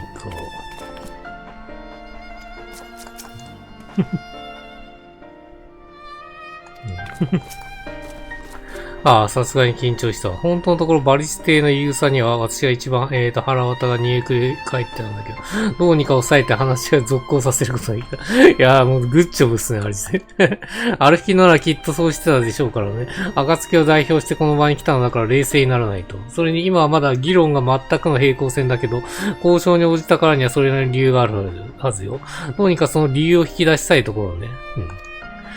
さすがにポンポンと、名案を思い浮かばないわ。休憩が終わるならあなたの名士たちの話来たらどう？何か反撃の糸口が見つかるかもしれないな。結局全員で話すのか結局全員に話すっぽいですね。悔しいがバリス邸の言葉に反論できなかった。まさかあれほどのエウーザの歴史に精通しているとはな。さすが大国の皇帝というべきか、敵を知るということ4年がないようです。対して我らが帝国について知ることで言えばごく限られているのが現状。帝国を知ろうとしてみては。やはりあまりに情報が欠如しているな。となれば本人の口から聞き出すよりないか。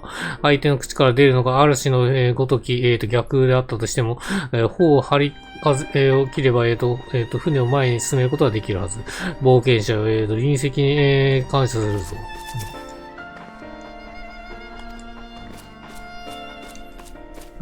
第三者のことが大事っすよね。頭の固い連中ばっかっすからね。何の収穫もないまま海戦に至ってしまうところだったが、アリゼのおかげで助かった。とはいえ、バリステや取り付く島もない様子。無条件降伏を求めているだけとでも。バリステや無駄な血を流したくないと発言しておりました。それが強者の、おごりである可能性も否定できませんが、何か裏があるようにも思えるのです。そうだよ、皇帝はアシエの剣で触れていない。きっとまだ何かを隠してるんだ。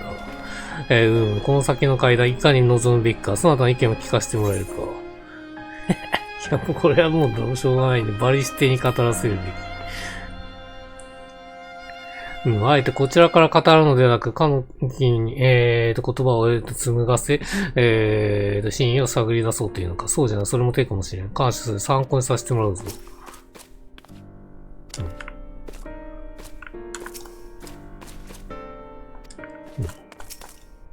さすがにバリステの口から確信となるアシエの話題が出ることはなかったな。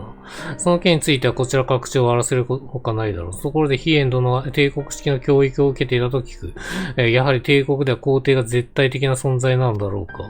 ガルマール帝国だって、皇帝とはまさしく雲の上の存在よ。神々への信仰が禁じられた帝国にあって、唯一、通形の、対象となり得るのが彼というわけだ。皇帝を神に見立てた宗教なのだよ。呆れ果てたと言ったところか。確かに国として宗教を否定しておきながら、元首が、神のごとく崇拝させると大きな矛盾だ。思えば帝国式の教育は合理的な一方で矛盾点も多かった。会談が再開したらそこをついてみるのは一手かもしれん。オッケー。一通りみんなと話したみたいな。あとは名士たちでそういうまとめてもらって会談の再開を待ちましょう。さあ、第2弾始まります。さて、会談を再開するとしよう。本題に入る前に、まずは感謝を。先ほどは、こちらの主張を述べるばかりになってしまったが、会談に応じてくれたこと、礼を伝えるべきであった。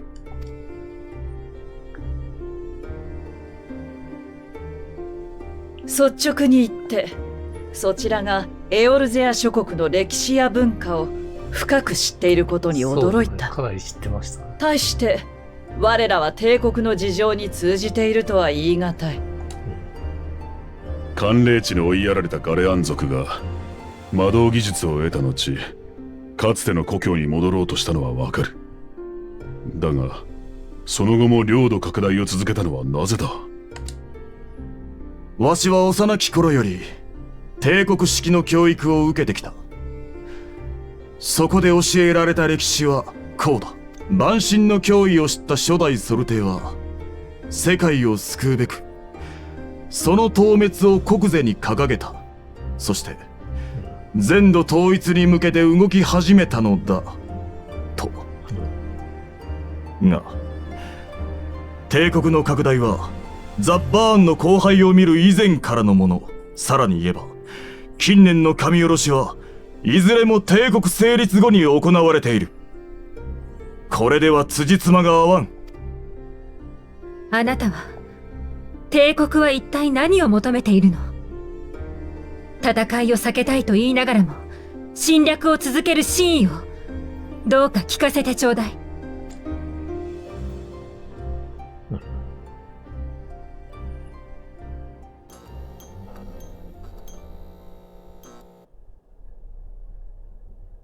よくぞ言った。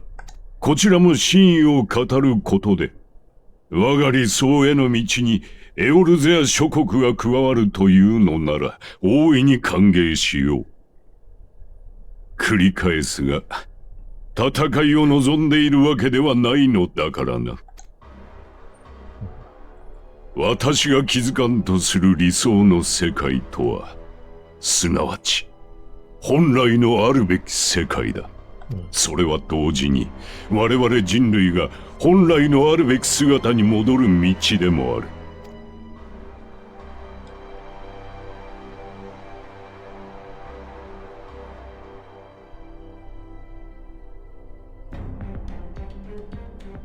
我々はそれぞれの種族に長所と短所を併せ持つ。つまり皆不完全だ。なぜか。それは資源の時代、一つの民だったものが分かたれたため。なるほどね。一つの民だったのが分かたれた。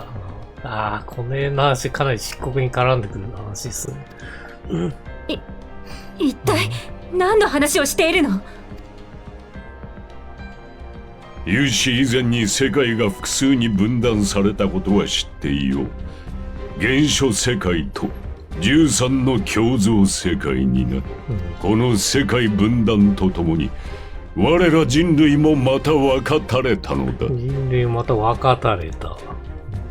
人の争いが永劫無限に終わらぬのもそれゆえだ。不完全ゆえに他者を妬み、狭き視野で正義を定め、戦い奪い合うのだ。貴公らの先の主張も同じこと。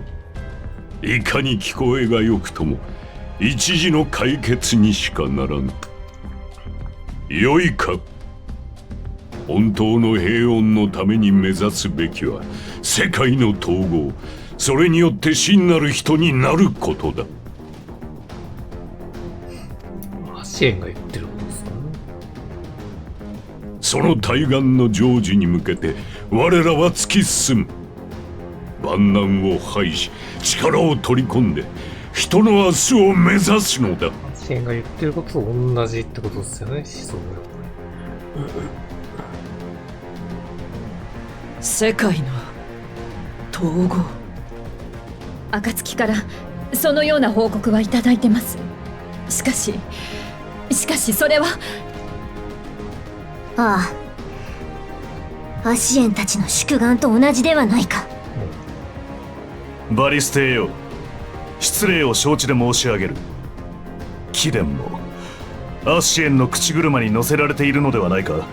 我が父もまた彼らを利用するつもりでいて、結局は神下ろしに手を染めた。それと同じことでは。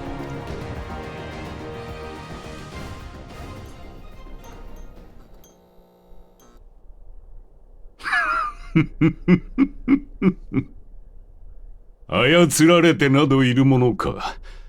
そうであったならどれほど良かったかとすら思うぞ。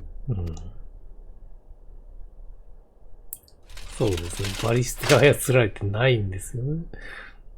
そもそもガレマール帝国とはアシエンが起こした国家なのだからな。ああ、ここで言うんだ。やっぱりそうっすよ。ソルテがもうアシエンですからね。なんですって。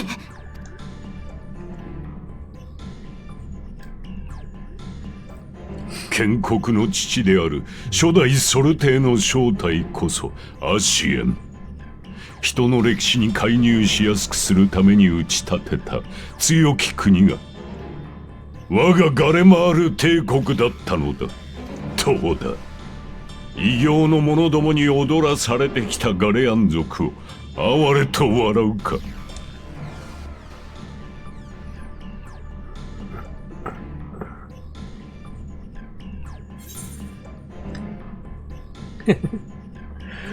共にアシエンを撃とう。どっちも戦うの話じゃねえ。闇雲に戦うのでもなく踊らされるのでもなく、我は我が道を行く。世界の再統合まではアシエンに協力もしてみせよう。がそれを成した時、一つの完璧な生命となった真なる人による国家を作る。ガレマールという旗印のもとに、そしてあるべき完全な姿となった全人類の力を糾合し、闇の人も光の人も人に干渉せんとする異形を全て倒す。人が人として自らの性を決めるあるべき世界を人類にもたらすために。もう目がガン決まりしてます。さあ、今こそ我らガレマール帝国、いや未来の統一人類国家に加わるのだ。我らが子らに真なる自由を届けるために。加わるのだ。正気の沙汰じゃない。冷戦が起きるたび一体どれほどの犠牲が出るというの。そうだ、我々は第7零祭で多くの民と仲間を失ったのだ。停戦なんて無理だって話ですよ。あのような犠牲をもう二度と出してなるものか。全員立っちゃってますもんね。悲劇を繰り返すなど断じてあってはなりません。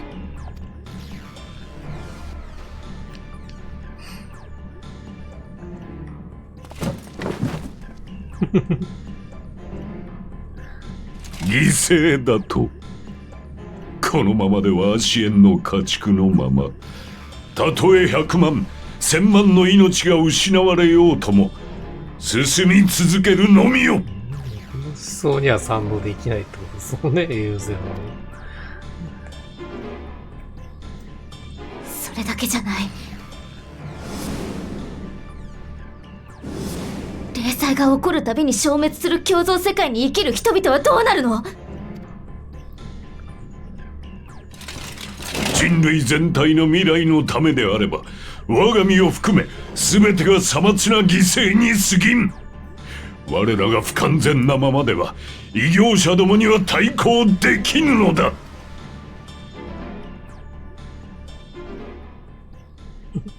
アシエには対抗できますけどね。そなたはそれでも統治者か。人は皆それぞれ違って当然じゃ。国とは不揃いで不完全な者たちがより集まって形作られているものに他ならん。確かに時には他者を妬み戦い奪い合うこともある。しかしそれでも人は懲りることなく寄り添い強制を諦めぬもの。そんな当然のことをそなたは認めることができず、暴挙に出てまで人そのものを変えようとするとは。人を束ねる統治者として敗北していると思わぬか。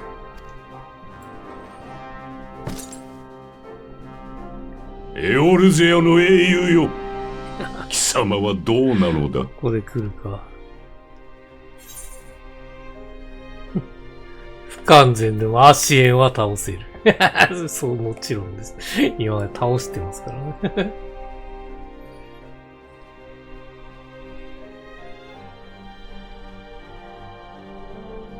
英雄の言葉をもって我らの総意は固まった。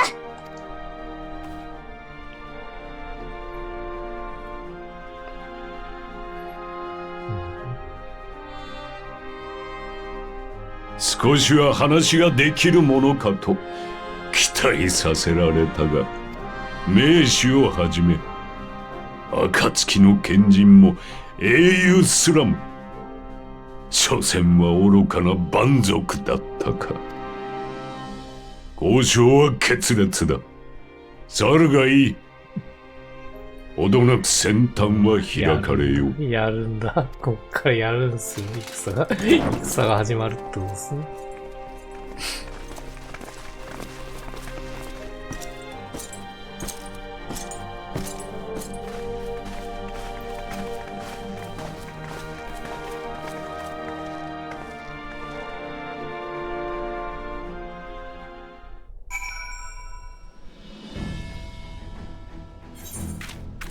いや、すげえいるよ。すげえいるな。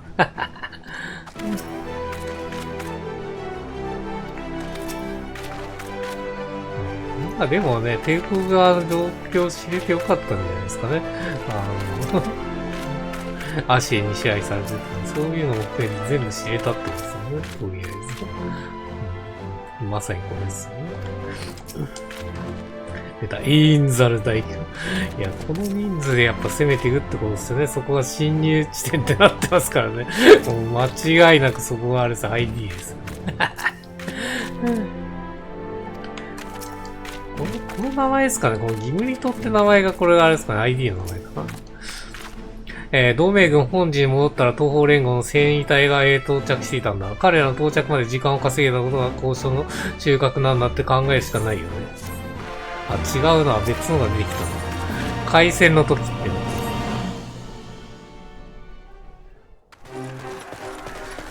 しかしたら相手は後期の方だったかもしんねえな。いやー、どうなんだろう。思っても忘れちゃいましたね。ソロコンテンツみたいな停戦合意には至らなかったけど、皇帝の真意を知ることはできたね。まさか帝国がって感じではあるけど。ああ、それにしてもアシエンを討つために例祭を起こすなど本末転倒もいいところだ。多大な犠牲を黙認した先に未来などあるものか。このメンツがいるのかなり熱いですよね。東方連合の援軍も先ほど先遣隊が到着した。もはやわしらは祖国を守るためだけでなく世界の未来をかけて戦うこととなったな。そう考えるとあれですよね。コンテンツサポーターのメンツもかなり熱いですよね。アリ勢以外は全員他の NPC ですからね。この辺の。兵士たちも皆同じ心構えで開戦に備えている。なんかアイメイクさんかな。だがエオルゼア同盟と東方連合の力を合わせてもなお帝国の総力にはかなわぬのが現実。厳しい戦いとなるだろう。何？わしらも劣勢なのは覚悟の上で馳せ参じた。それも負け戦を勝ち戦にするために来たのだ。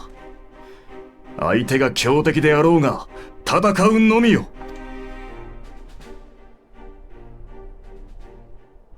そうだな。我らの底力を見せてやろう。おう。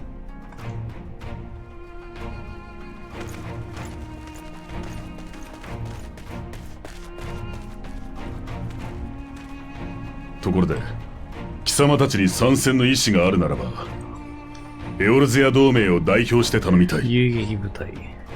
遊撃部隊として戦列に加わってもらいたいのだ。もちろんよ。この後に及んで中立を建前に傍観するつもりはないわ。今は私が暁の代表。誰にも文句は言わせないんだから。暁の代表。もっともみんなも同じ判断を下したでしょうけどね。アルキノがいない時の方が輝いてますね。当然暁の中核を担う英雄であるあなたの力も借りたい。同盟軍と共に帝国と戦いましょう。ありがたい。全軍を代表して感謝するぞ。ならば我ら東方連合の部隊と共闘してもらえんか。戦意は旺盛なれど多くの兵にとってエオルゼアは異教の地。そなたらが同行してくれれば心強いのだな。コンテンツサポーターはこのヒエンとユイエかな。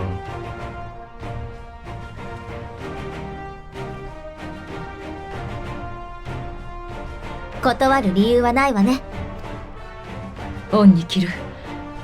ドマの解放者が戦列に加わるとなれば皆奮い立つというものだ。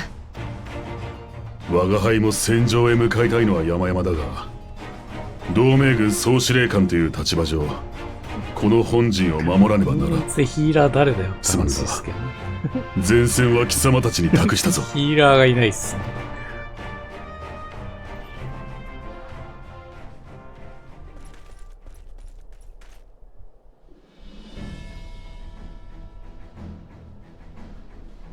エオルゼア同盟軍の者たちよ、今こそ出撃の時だ。皆にクリスタルの導きがあらんこと。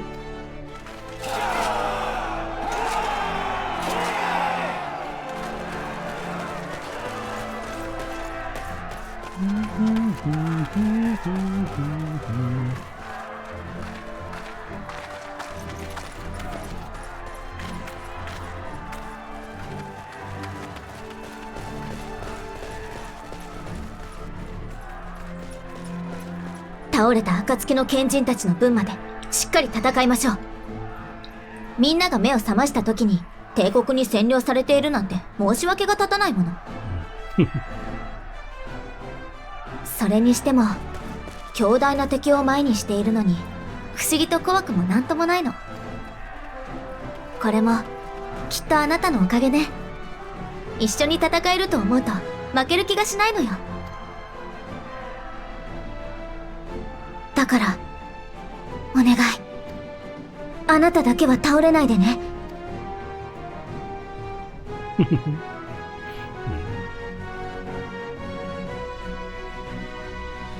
私を一人にしたら許さないんだから。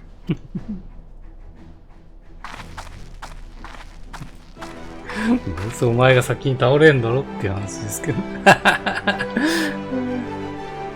夫です。3.5、じゃあ 4.5 が終わるまでは少なくとも倒れないと思うんで、多分大丈夫だと思うんですよ。来た、ギムリットダーク、ここだ。やっぱここがいいですね。ちょっと待って。ちょっと電気つける。よし、暗い。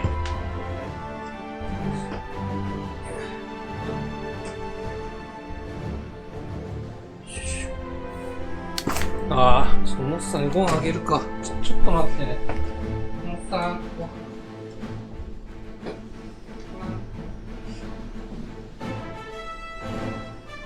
サン、ご飯。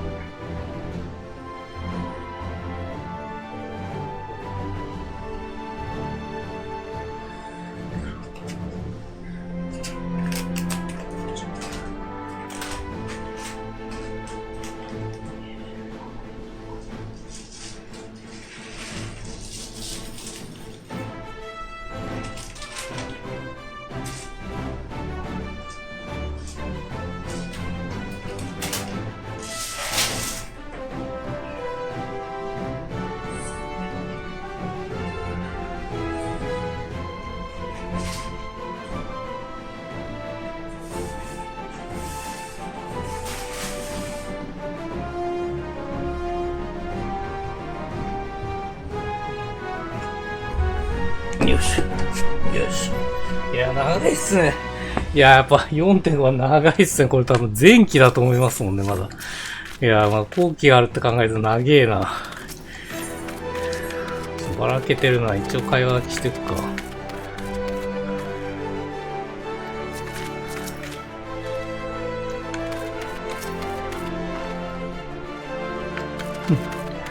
他はもう行ってるのか。そうっすね。遊撃隊だけが残って、ラウバーンもいるのか。この辺になりそうっすね。知らねえやつ。いや、おまけだ。まあ、しょうがないですね。ヒーラーに関して。だから、あれですね。ここがあれですね。例えばタンクで行くと、ですね。遊戯が来るっていう流れですかね。違うな。飛燕か。じゃあこれでいっか、今回は。ジョブどうしよっか。前は戦士と、違うな。ガンブレーカーとあれをやったのか。戦士、じゃあ今回戦士でいきましょうか。じゃあ、はい。これでいいですね。はい、ザバーの時は遊戯だったんですね、確かに。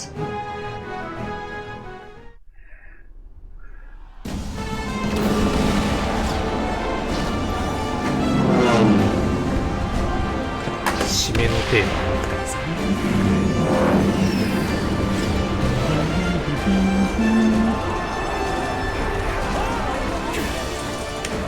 結構難しかったよね、今じゃ。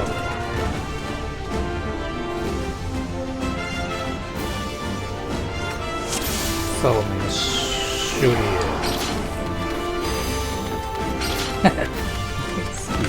違う。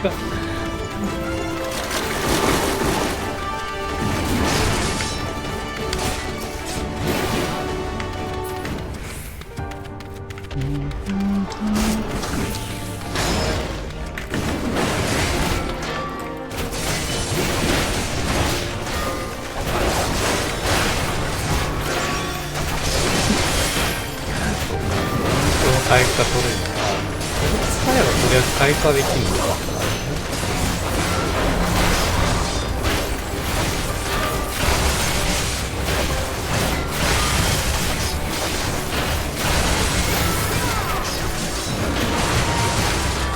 兵士の回復精度高い。いいっすね。ないと高いっすね。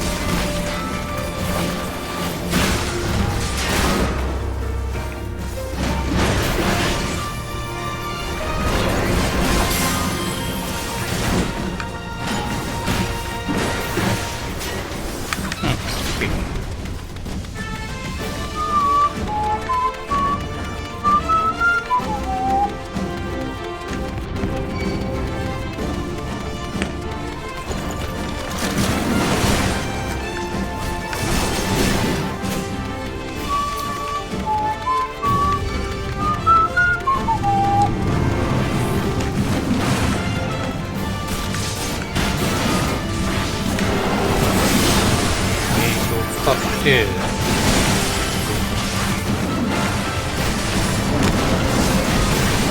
や、はい。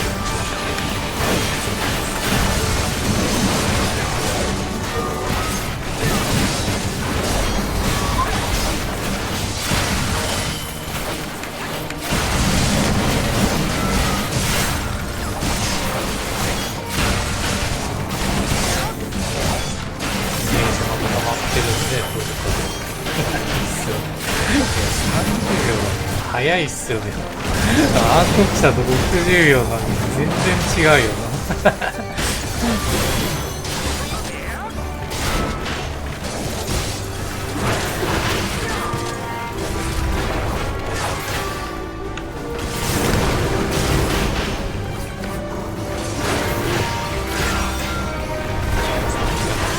使ってっちゃうんですね。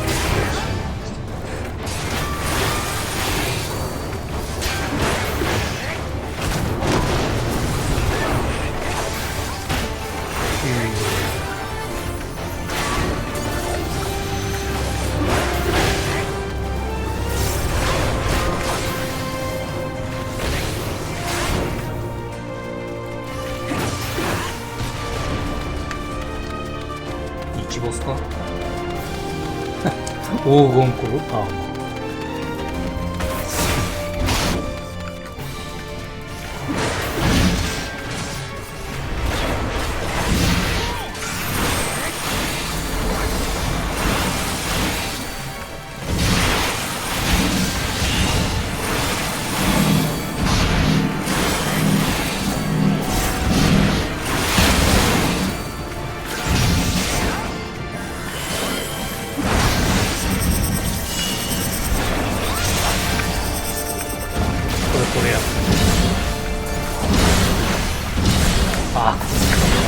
あー、なるほどね。消えるタイプ。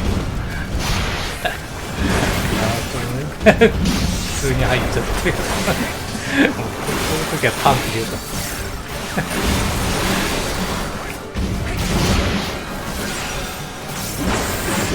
切り倒す。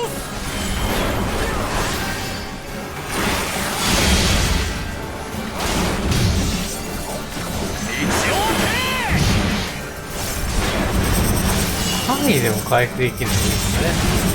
戦士に関しては。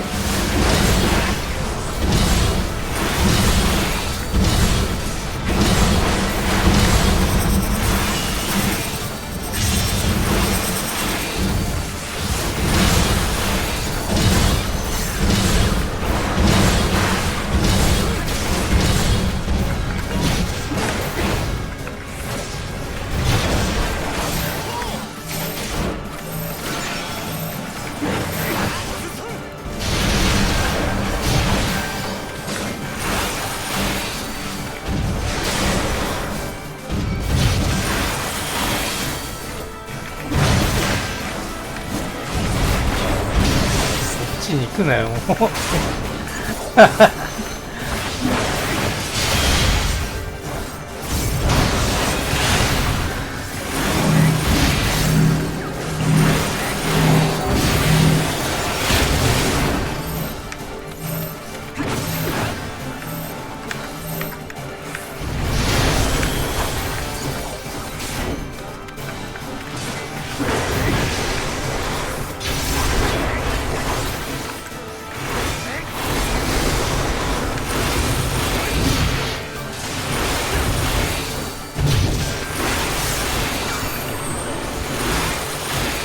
ゲート使うからで、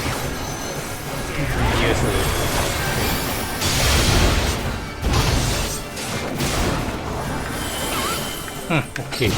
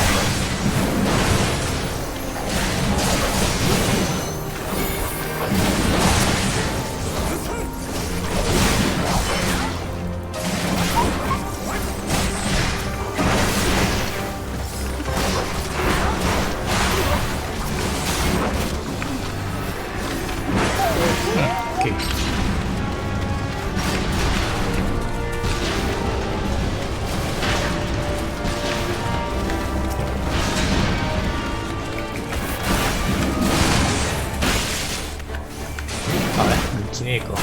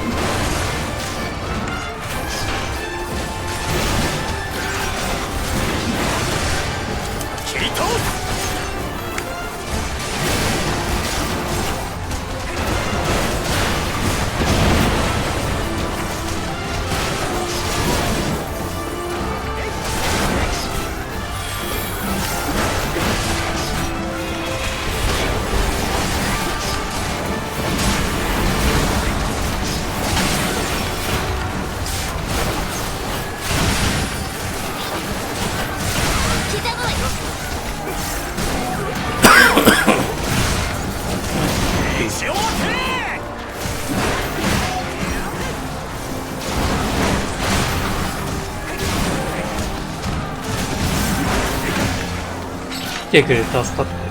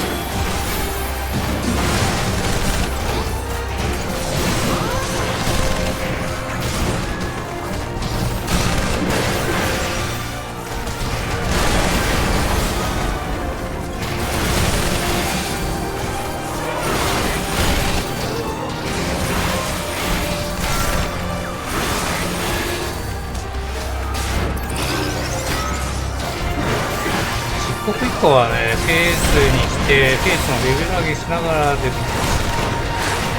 あんま稼げないですけど。じゃあ、90以上。あれか、レベル低いやつを上げるのはありかもしれない。低いっつってもみんな多分ね、80以上はいってると思うんだよな。確か漆黒に関してはね、全部やってるんだ。あれどっちだどっちだ向こうかちょっとね、方向間違ってる。いや、こっちっすね。そうっすね。あ、戻す。プロメテウス。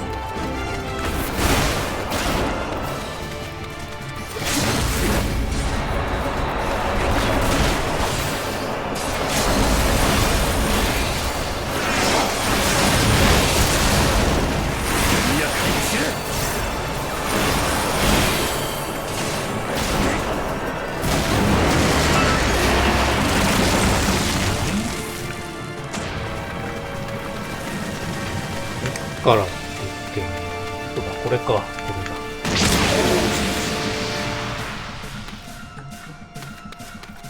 で、どっからそっちからですかね。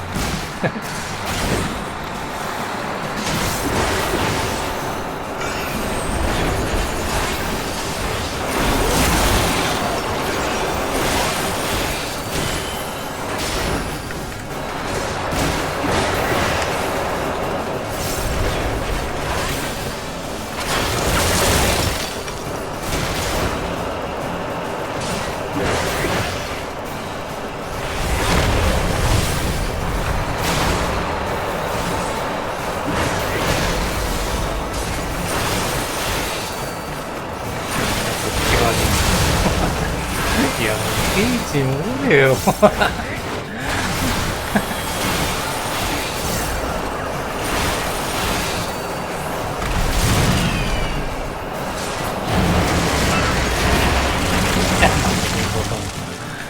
岩の奥から真ん中に行って、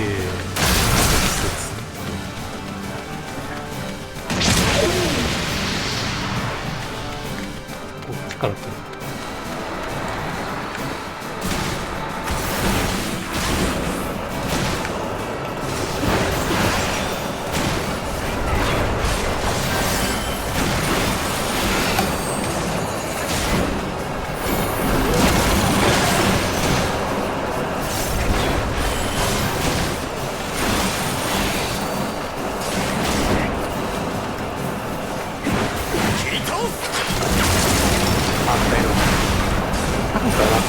素直に受けてる。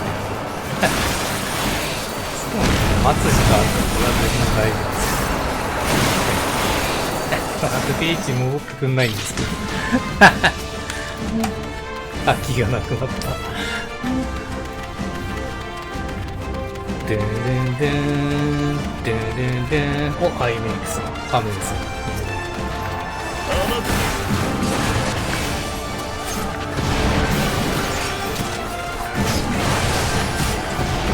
せっかくなので、これから食ってくるか。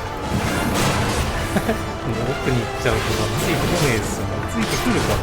ついてくるの行っちゃってるんですよ。モフ王子です。雑誌の合併号の街はだるいですよね。次出るとき忘れそうなんですよね。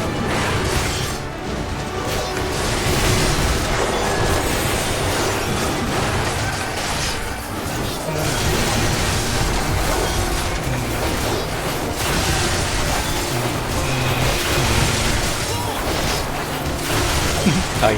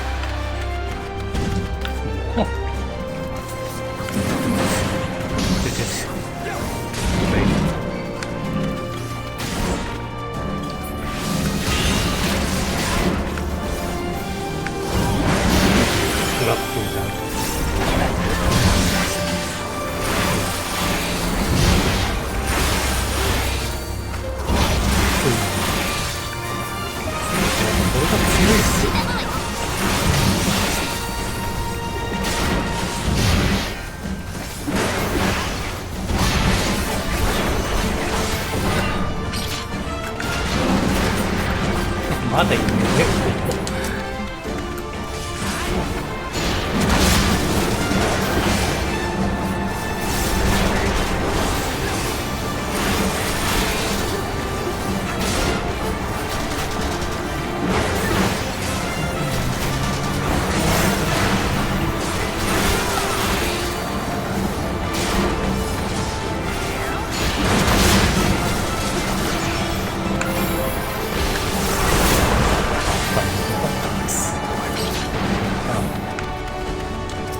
気がねえでしたね。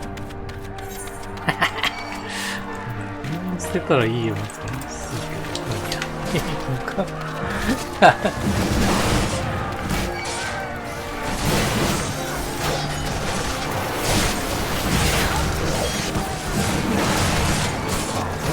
ついてくるんですね、あ、リセットとかも僕も入してますね。ピピンもいる。集中攻撃だ。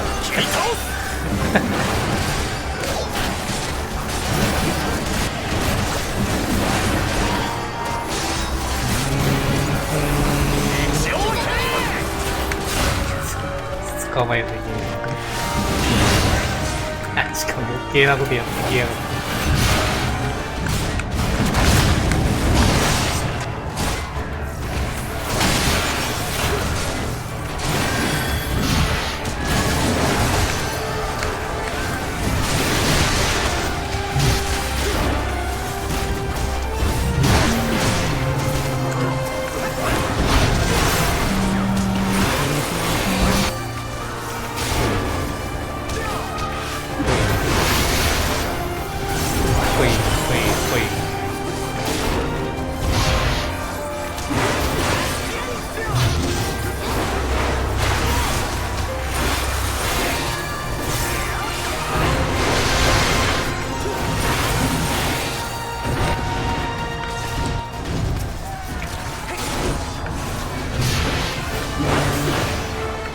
天使ハローム無償ラン。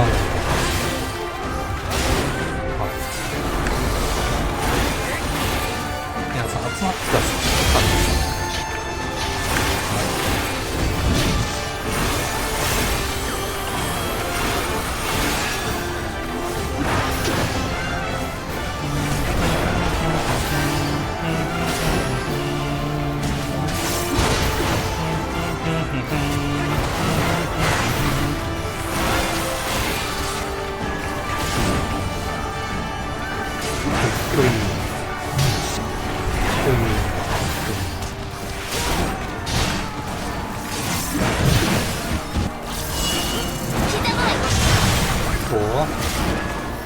指使うかな。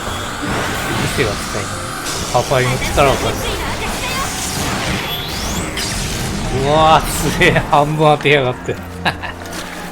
拳で鉄を打つか。私も負けられてられない。負けられないわ。行かせないよ。これで店はここで離脱か。アイメイクさんもここで離脱。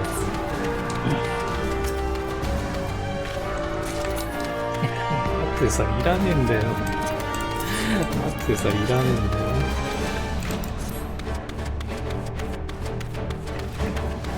ああ、というわけでボス戦ですね。結構ギミックがだるいやつだった気がするんだよね。あ、来た、いやいや、来たね、来た。やはり先陣を切ってきたか、蛮族の英雄ね。陛下の理想を理解せぬ愚者はここで始末する。女ですかね、どっちも。歩き方がそうですよね。忍者とガンブレーカーですから。ああ忍者から行った方がいいのですけど。対象決まったような気もするけど。忍者から行った方がいいのか。ああ、そうですね。今決まってる。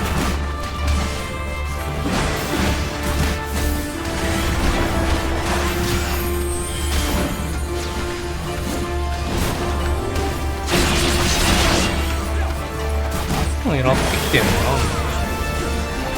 直線で来るわけね。いやいや、連携を。それ余計な。よー、タ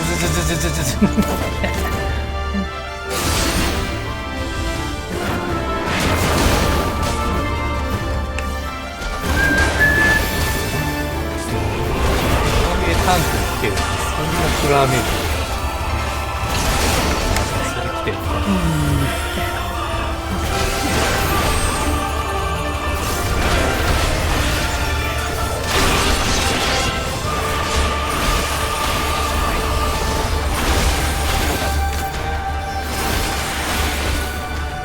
すがにスタンプしたね。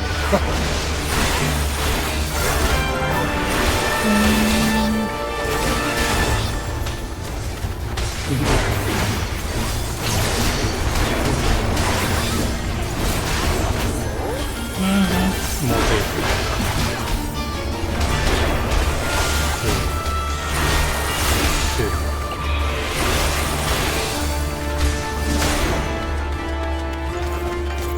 かぶらせる。ああ、かぶらせちゃった。いや、ドマノにドマノ行こう。ドマノ。あ、でね。強烈な石、突破口を開く。いけか。これ余計にダメだ。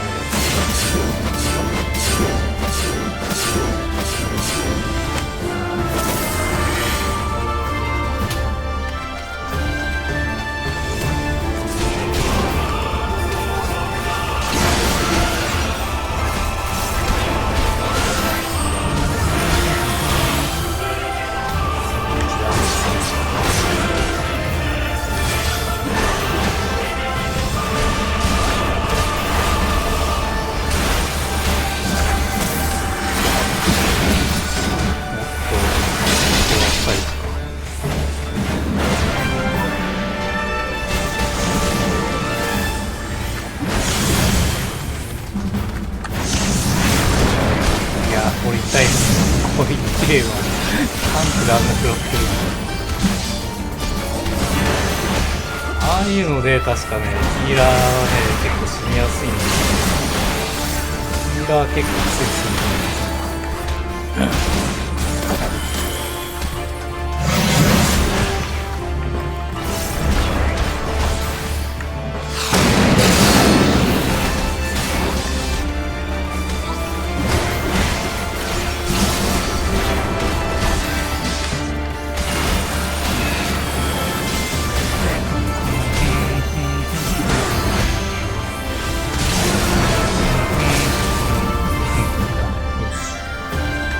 2体組んでますね。できそうなんですね。1の2のこの連携攻撃を使わせると1000の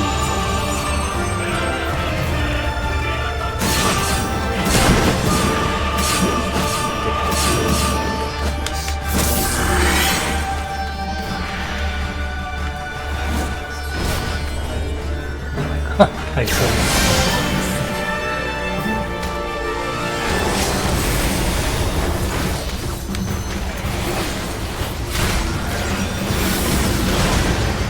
あ、いけだ。攻撃見せるわ。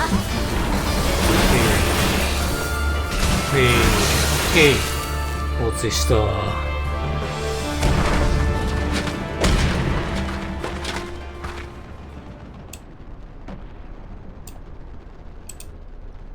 やはり、殿下を退けただけのことがあるか。時間稼げた。一時交代する。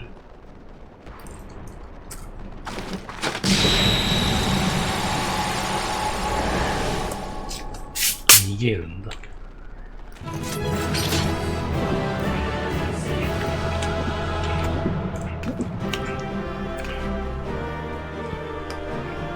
夕霧が変わっ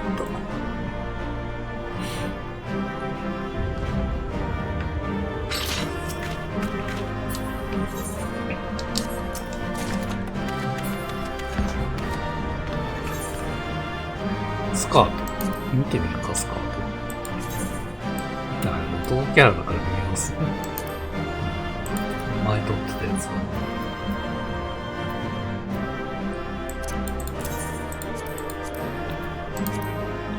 スカート分解しときます。はい。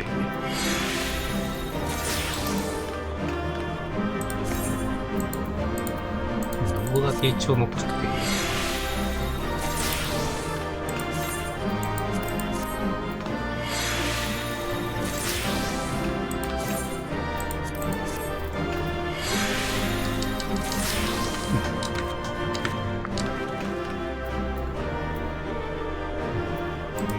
もう打ち止めかしら。すごいっすね。もう完全戦艦になってますね。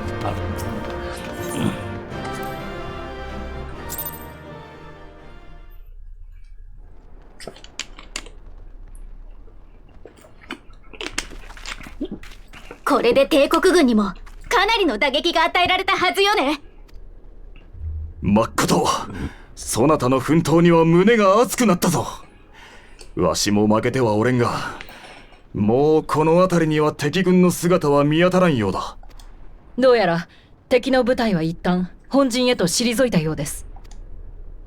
この勢いで今回の戦いを終わらせてやりましょう。そしてみんなが目を覚ましてきたら言ってやるの。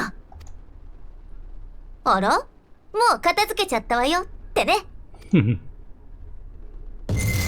来たね。ここででもアリザ来んのか。そうですね。停滞の光、姿なきもうアリゼ確定だろうね。破滅を退けるの。汝なり。門を開け。こんな時に嫌だ。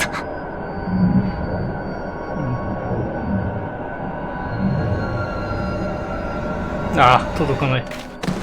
うん。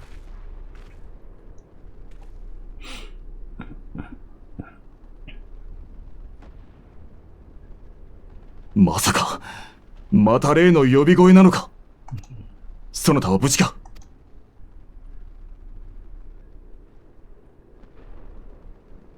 ひとまず、彼女を運んで本陣へと戻ろう。タイミング悪すぎですって、これ。マジで。本当に。まあでも、魂の呼び先もね、まあ、向こうは向こうで何か起きてるっていう話ですからね。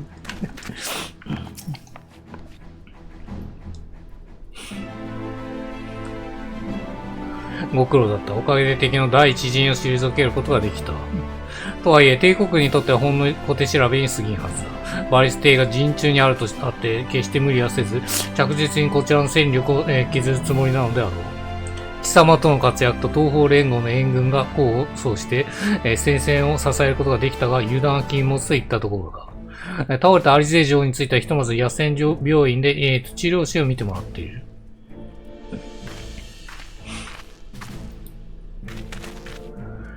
診察が終わりました。アリゼ殿の体に異常は見受けられず、原因不明の昏睡に陥っているとのこ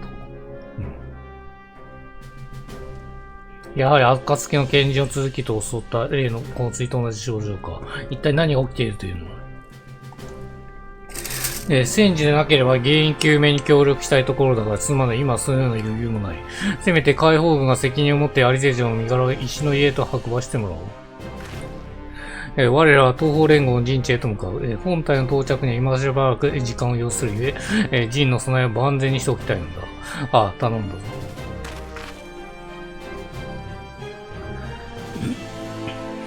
いや、第二陣があるっていう話、流れする。さて、帝国の動きから察するに、しばらくは前線での睨み合いが続くことだろう。これであれか、前編終わる感じですかね。だから、貴様の家へと戻り、体を休めてもらいたい。昏睡状態に陥った賢人たちと同じ、幻聴を聞いているのもいるんだ。不安もあるだろうが、しばし、力を蓄えておいてくれ。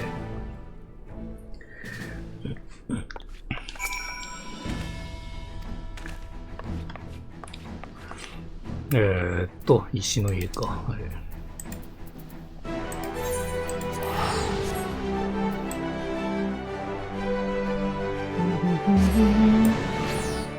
い、石の家のホーリーボルダーって書いてあるんですね。いやもうホーリーボルダーになっちゃってる。誰もいねえけど。まあ、クルがあれか。みんなが、あれですね。休んでるところにいるってことですかね。休んでるっていうか、昏睡状態になってる。多分ここですよね。ここにいると思うんですよね。これはヤンさん。帝国との大きな戦闘があったと聞きましたが、アリーさんは一緒じゃないんですか？アリゼも倒れちゃいましたね。まさかアリゼさんまでも。ともかく事情は分かりました。我が弟、大川たちと協力しつつ、アリゼさんの受け入れと看病の体制を整えましょう。この緊急事態ですから、クガネにいるタタリさんにも一報入れておきます。まだクガネにいるのかそれから、ヤシュラさんたちの容体ですが、こちらも相変わらず行ったところです。クルトゥネさんやクルルさん、それからマトウヤロまでもが治療法を求めて動いてくださっているんですが、今のところ良い知らせを。いや、ナイクがやめましょう。あなたが無事な以上、希望は決して消えません。今はただ調査の進展を持ちつつ、体を休めてください。そっか、死生獣の件は 4.5 まで引きずるからですよね。だからクガネにいるんですよね。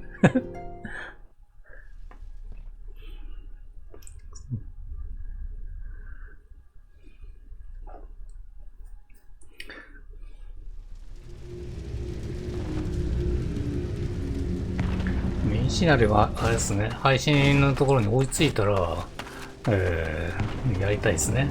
三頭身のところ。まあちょっとだいぶ先になると思いますね。おまけコンテンツなんで。おまけではないですね。来たね、ゼノスだ。ってことは、アシエンだからエリディブスか。エリディブスが来たね、自ら。第2次はエリディブスか。で、これで後編が始まります。戦中見舞い。2時間かかってるよ。ってことでやっぱ4時間コースじゃねえけど。お疲れ様です、ヤンさん。せっかく足を運んでいただいたんですが、現地の皆さんは相変わらず。まあでも ID はもうないですよね。クルーテンを中心に我らも独自に調査を進めたもの、今のところこれといった成果。ID の代わりがエンドロールですからね。失礼いたします。こちらにアルフィノさんが運ばれたとき、お見舞いをさせていただきたく。誰がいた？あ、マキシムか。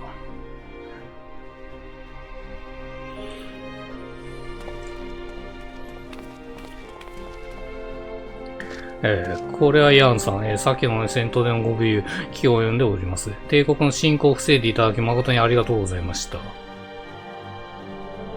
ガレアン人が何をと思われるかもしれませんが、私は祖国を愛するがゆえにこの戦争を止めたいのです。そのために私は同盟軍への、情報提供を行うことにしました。無論、同胞からすれば、利的行為に移るでしょうが、私なりの決意の証でもあるのです。もっと自分の話ばかり失礼しました。ともかく前線が頓着状態に陥ったようでしたので、その合間にアルヒメナさんの意味合いと参った次第です。ヤンさんのお知り合いでしたか。アルヘノさんのお見合いということですね。それでは奥の部屋とご案内いたしましょう。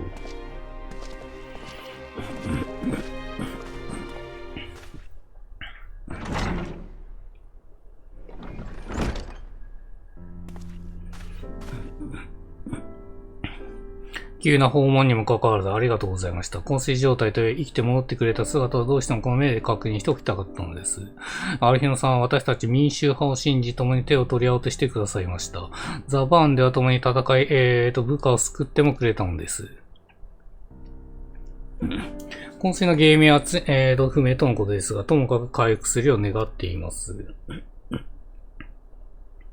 ところで、ここにはカーズさんのよく知るとある人物に連れてきてもらいました。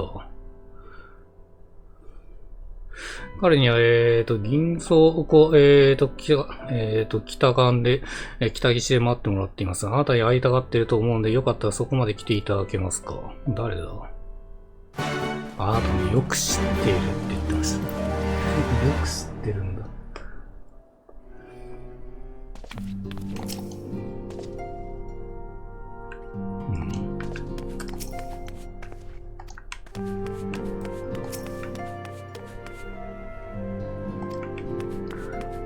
暁のメンツじゃないってことですよね、少なくとも。指導とかその辺ですかね、いるとしたら。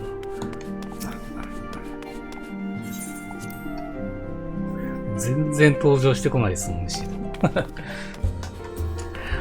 っと待ってね。情報を戻します。侍。ラスト侍。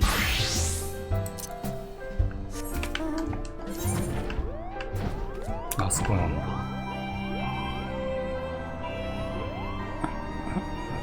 飛空艇がよく止まるとこっすね。マキシマ。いや、でもやっぱ飛空艇ですね。誰だろう。ご足労感謝してます。そうですね。エンタープライズって言ってるんで、やっぱ指導か。指導ですね。とある人物はご存知、エンタープライズ号の船長です。来たね。指導が。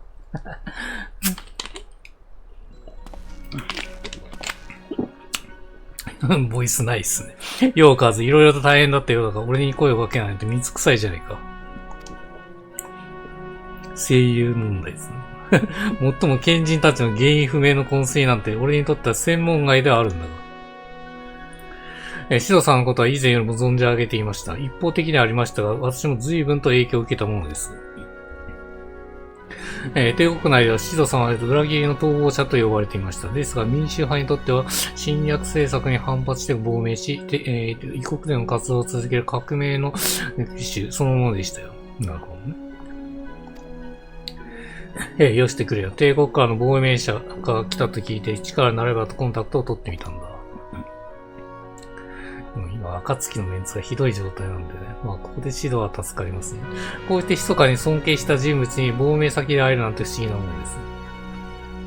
ところでカーズ、牛親父から聞いたが、ガイウスの野郎が生きていたようだ。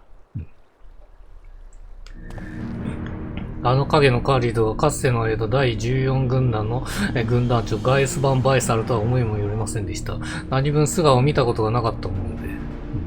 だから奴は今や忠誠を誓った祖国を捨ててアシエンを借りつつことに躍起になって、そうだな、お前に負けた上にアシエンにたぶらかされたしって、あのクソ親父も思うところがあったか。確かに、もしもう一度会うことがあったら面を張り飛ばしてやりたいぜ。いや、ややこしくなるからやめてくれ。そしてもう一つ、バリステア階段の席に帝国アシエンによって、建国され、零細不況をそうとしてたと語ったそうです。にわかに信じられずとても受け入れられたい話ですが、現皇帝の口から出た話ならば残念ながら真実なのでしょう。帝国の民はそんなことは、知らされておりません。そうですよね。世界のためにも何も知らない同胞のためにもヤシエンの野望を打ち砕かねば。全く亡命したと生まれ育った祖国が化け物によって作らされていたなんていう悪い冗談だぜ。とにかくエールザだろうが東方だろうが帝国の再進行を、許すわけにはいかない。ガーロンド・アイワンワークスとしても、赤竜壁の、剣も含めて防衛のために協力するつもりだ。イエスは GBU のためにってのが社訓なもんでね。失礼いたします。石の家にてカズさんがこちらにいらっしゃると聞いて参りました。折を見て国境地帯の同盟軍本陣へとご足労を願いたいと。ラーバーンかっこいい要請をことづかっております。戦況について共有したいとのこと。相変わらず我ら英雄は引っ張りだこだ。確かに今こそ英雄はお前の力を必要としている。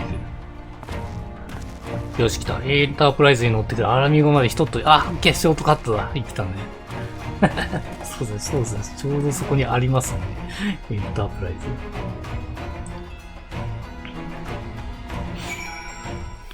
ズ。うん。現地直行。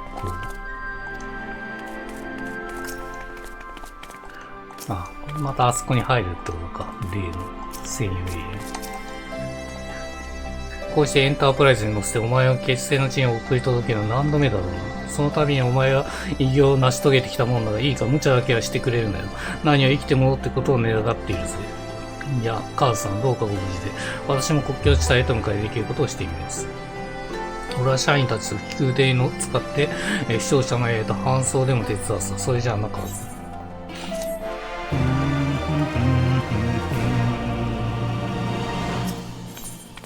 英雄への鎮魂か。ゼノスだ。でももうやるってことですね、もうそれ。ご足労いただき感謝いたします。カーズさん。ラーマンさんがお待ちしておりますので、準備がよろしければ同盟軍本陣へとご案内させていただきます。ってことですね。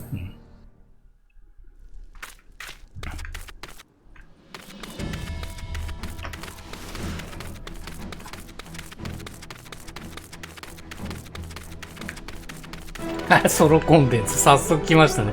いやー、ゼノス戦ですね。ゼノスイコールエリディフス戦か。よく来てくれたカーズ。まずは戦況の共有をさせてくれ。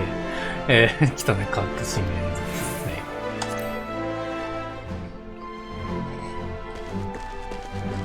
ボイス入ってるでしょ。あれから散発的に何度か戦闘が行われているが、どちらも決定打を与えることができず、一進一退、ほぼ膠着状態といったところだ。帝国軍の戦力は圧倒的だと思われたが、今のところ何とか進軍を抑えることはできている。何らかの事情で帝国側は総力を投入していないらしい。石膏の報告によれば、すでにバリス艇も本国へと引き返しているようだ。帰ってんのかよ、すでに。その間にどうにか帝国軍の戦力を削り前線を押し上げたいと考えているのだが、でもアシエンっていうか、エリザベスがメインで戦争を起こしてるって流れになっちゃってるんですかね。申し上げます。東方より帝国軍の援軍が襲来。次々と友軍部隊を撃破し、防衛陣を突き崩そうとしています。なんだと？報告によれば、該当部隊を率いているのは皇太子ゼノスとのこと。現在、ヒエン様以下東方連合の部隊とリセ隊長を率いる部隊が支えていますが、いつまで持つか。英雄がちょうどいいタイミングに来たって感じです。各地で反乱の鎮圧に当たっていたという奴の到着を待っていたわけか。了解だ。貴様は同盟軍の各陣地に向かい、前線への援軍を要請せよ。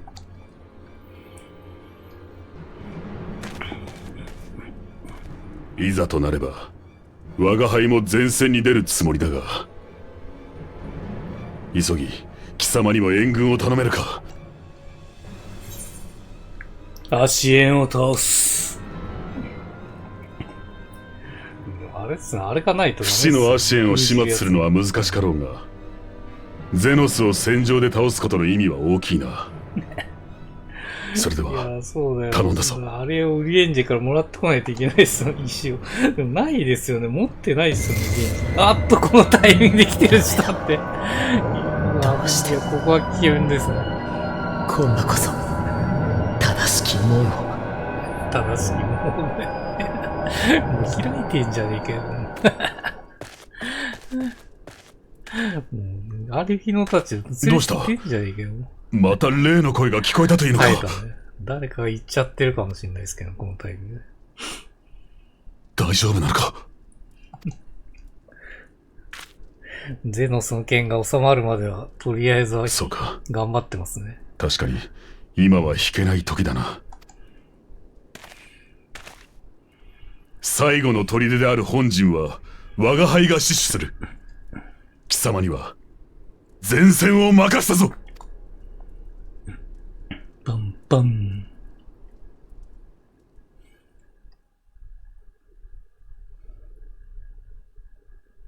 一方、国境地帯前線の飛燕たち。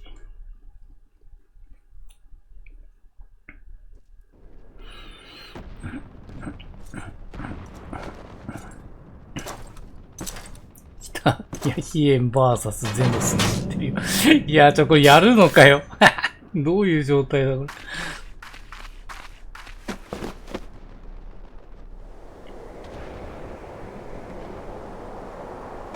やるらしい。飛燕かってことは。来たの。やるんだ。ここに来て。飛燕 VS ゼノスになってますね。やっぱそうだ。英雄の到着まで退路って書いてあるんですね。いや、熱いっすね。ここに来ての侍。行きましょう。い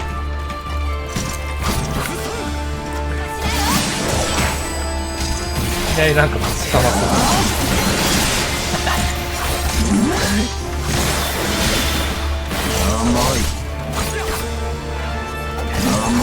甘い。武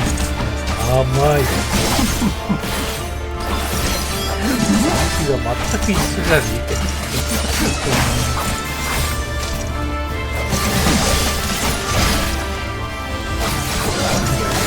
やげよ。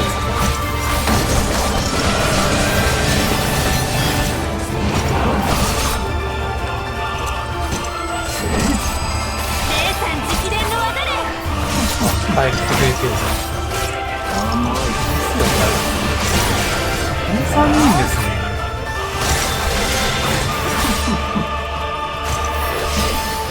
ガードの人質がどこまで耐えたのに。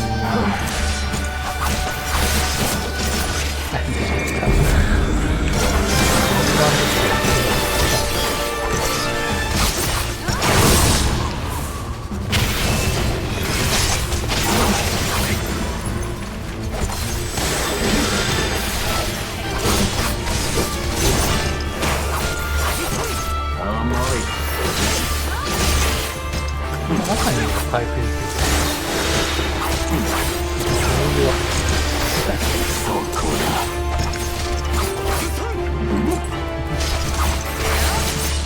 さあ次、あがいてみせる。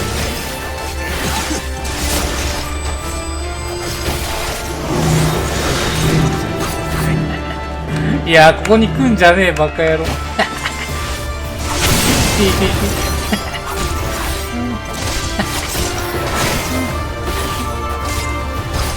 俺がよけたら一味じゃねえ。やべえ、体力をね。回復してくれ、見せ。流儀か、流儀が薬使ってます。そうっすね。DPS。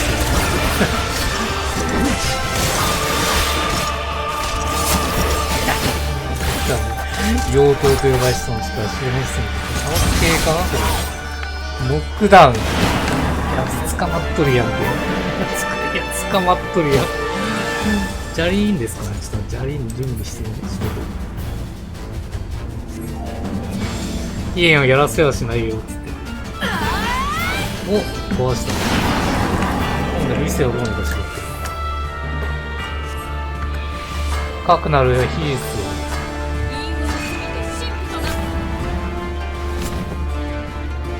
全部外に出す。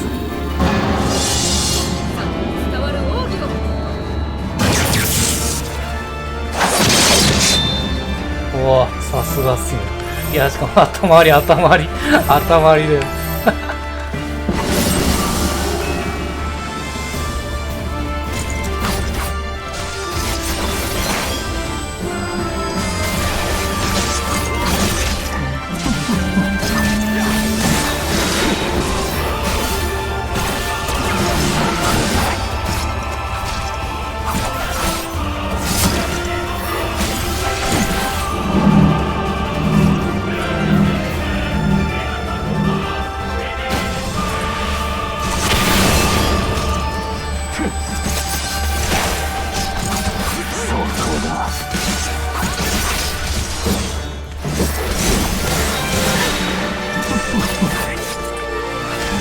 前線行ってますね。ゼノス相手。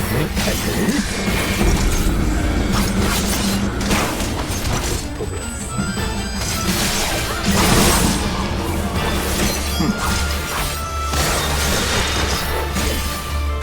そう、まっすぐ突かしても、あ、これでやられる感じか。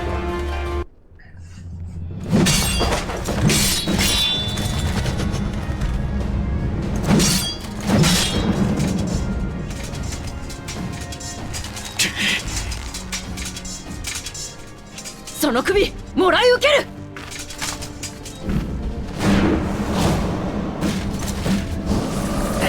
いや、まあ毎回こんな感じっすよ。ユギ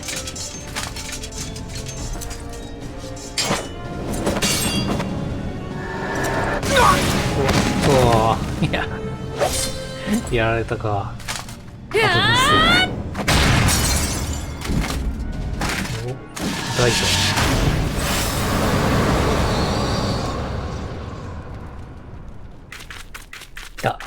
来たね、このタイミングで。間に合い。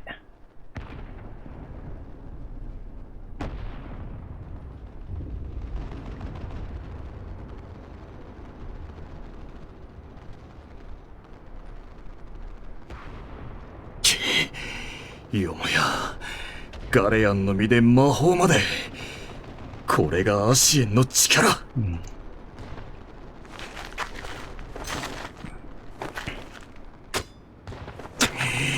くなる上は差し違えてでもあやつを。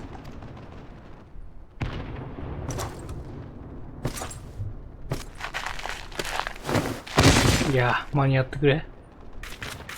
来た。オッケー、来たね。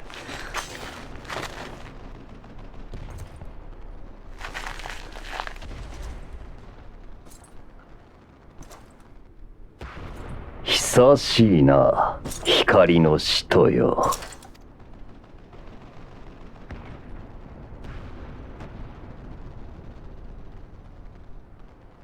もはや語り合うこともなしか。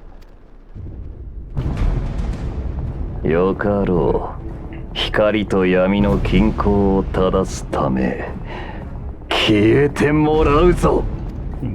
怒ってるってことですよね。こっちも侍ですから。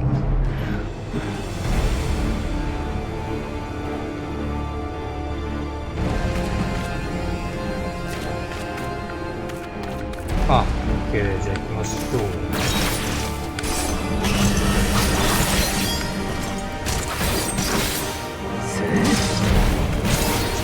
いや、マジであ、出てくる。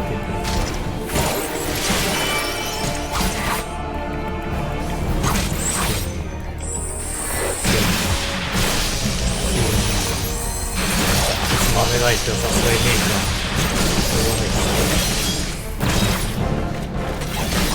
そこだ。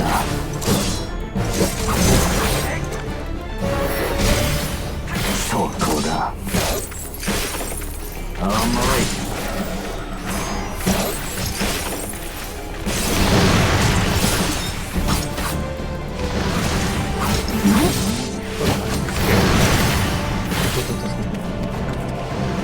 どうするかい。よし。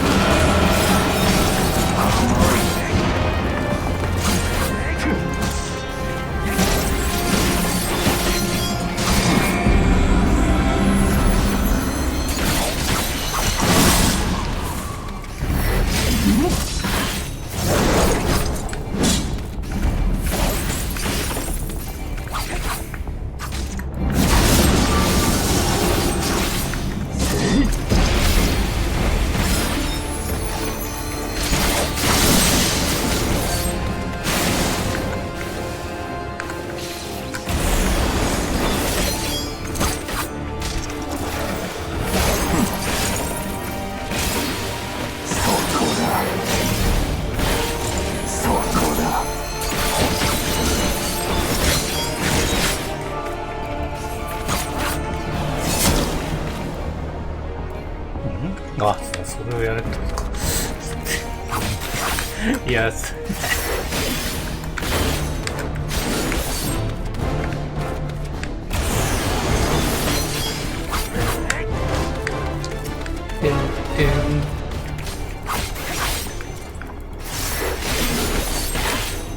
れ系ばっかやん。い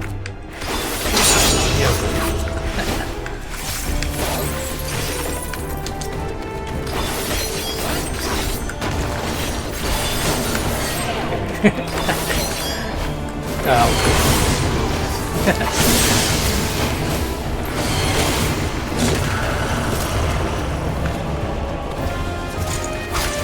耐えてみせた。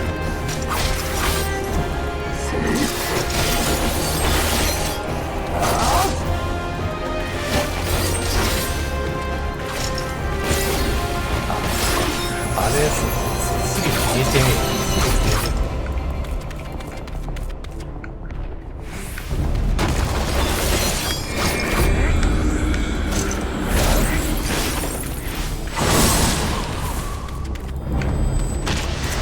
いやー、クラフターもシューティングを混ぜてくんじゃねえ。シューティングを混ぜてくんじゃね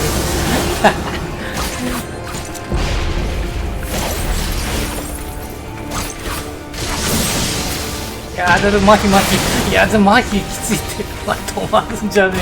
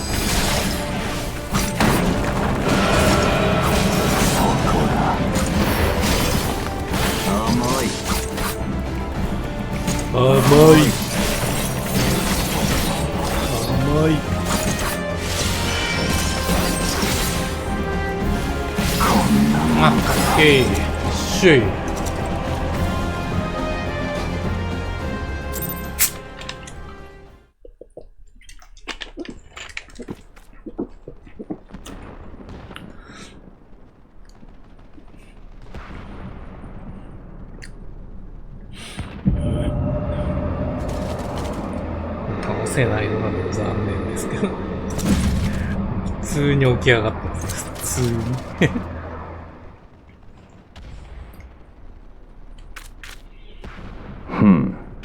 さすがはハイデリンが入れ込んできた英雄というわけか。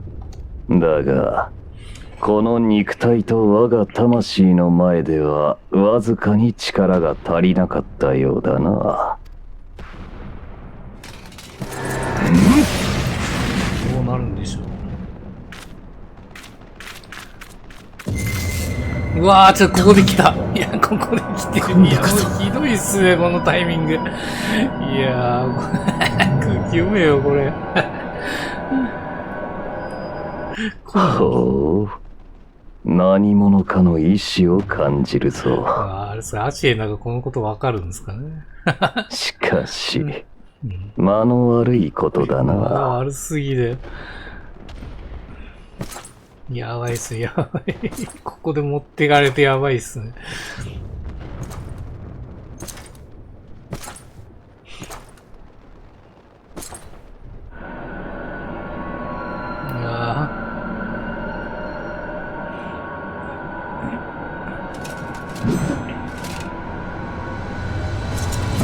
いや、もう振られてんじゃねえか。いや、これどうなんだよ。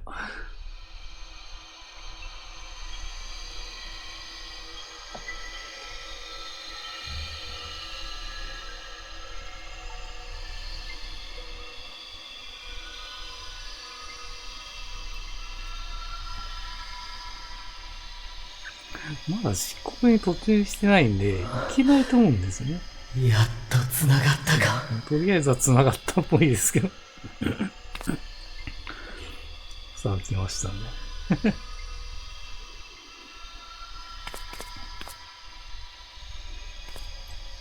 漆黒園の主役っすかね。待て。大丈夫だから、慌てないでくれ。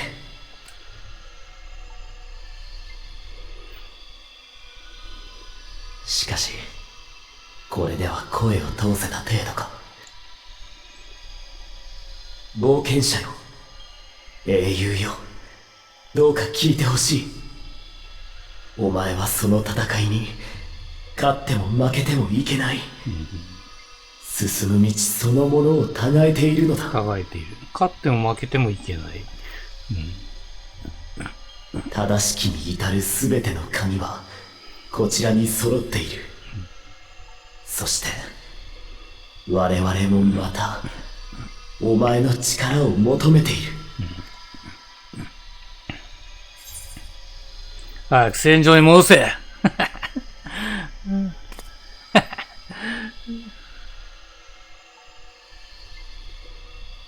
もう戦いは終わっている。当面の危機は去ったようだ。当面の危機は去った。いいか、そちらの世界にあるクリスタルタワー、その塔の周囲に私が用意した装置があるはずだ。クリスタルタワーって言ってますね。あれはいわば目印の役目を持つ。触れてくれれば転移の成功率を上げられるだろう。だからともかく装置を探してほしい。あとはこちらでどうにかする。確かクリスタルタワーのコンテンツ終わってないとこっちに次の行月行けな、行月じゃねえ、漆黒できなかった気がしますね。確か。最低条件ですね。やっといてくださいって言われた気がする、吉田に。今こそ手を。その手で扉を開くのだ。こちらで第一世界で待っている。第一世界。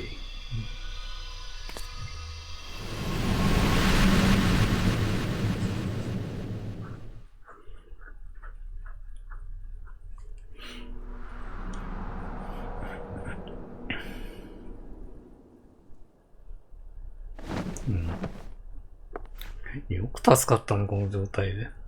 おっと、エマネランでした。まあ、あれ、執事の方でした。あれってこと、これ、イシュガルドにいるってこと？あー、アイメイクさんだ。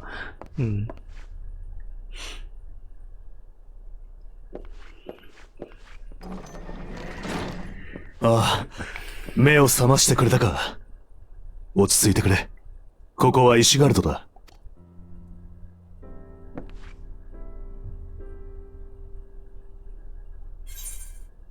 ゼノスはどうなった？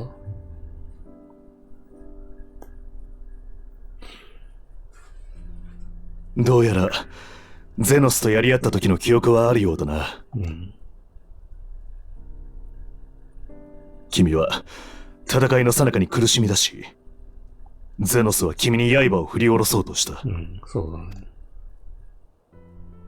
だが、間一髪のところで、救援が間に合ったようだな。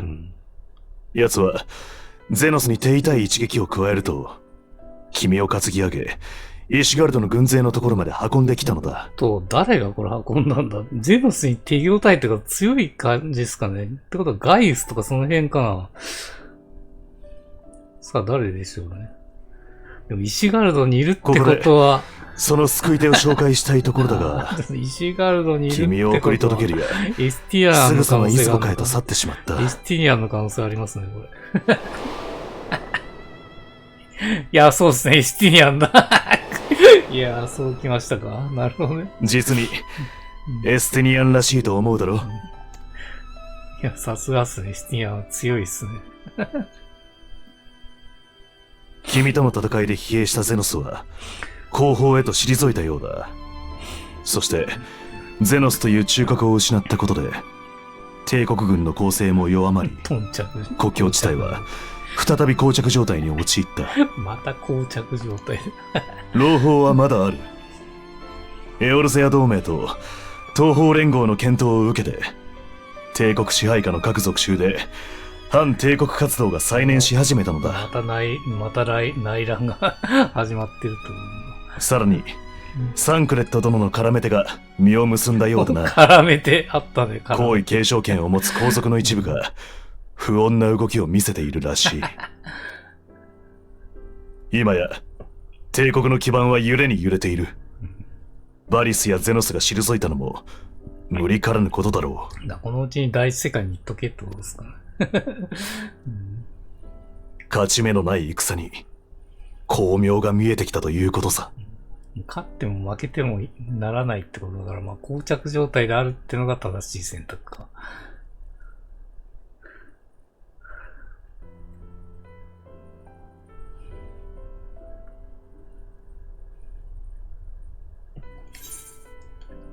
暁のみんなは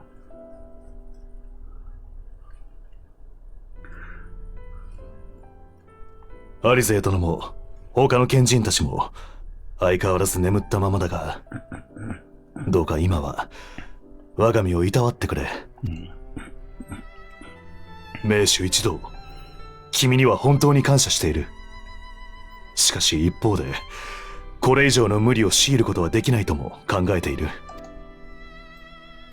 国境地帯での防衛戦は我々に任せて、これを機に君にはゆっくり休んでほしい。ゆっくり休んでほしい。来たる 5.0 まで待機しろってことですね。そうだ。一つ伝言を預かっていてね。とある宿女から君が目を覚ましたら真っ先に伝えるよう頼まれていたんだ。とある宿女って多くの仲間が倒れてしまったが、それでもまだあなたは一人ではない、あなたが帰るべき家で待っている。家で待ってるとね。石の家に帰るってことはタタルですかね。宿女とある。さて、私は前線に戻らねばならない。この戦が終わったら必ずまた会おう。もう家にいるってもうクルルとタタルぐらいしかいないっすもんね。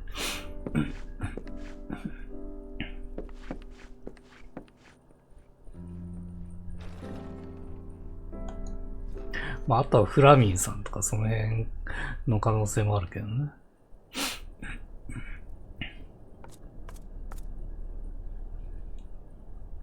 おやおや、倒れた英雄殿の見舞いに来たものの、もうその必要もないということですかな。お、来たね。閣下だ、閣下。戦場で倒れて運ばれたと聞いたときは肝を冷やしましたが、意識は戻ったようで安心しましたと、ヤンドン。帝国との戦争が始まり、コードも慌ただしくなってきました。我が長男アルト・アレールも戦場へ向かい、騎兵団の指揮を取っています。貴殿は回復したとはいえ、病み上がりのみ、あまり無理はしないようにと言いたいところですが。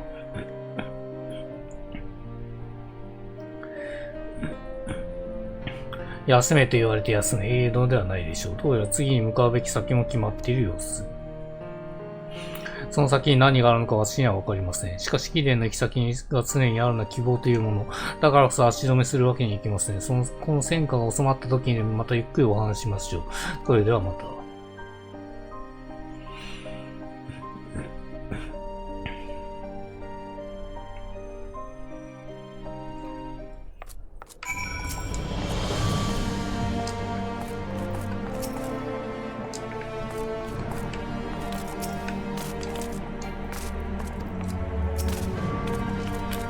帝国戦との続きは、大世界に行ったっていう話ですね。まあ、とりあえず石の家に行くんで、あれですよね、5.0 までは、好き勝手なことやっててくださいよってことですね。来たるべき時まで待機ですね。来たるべき時まで、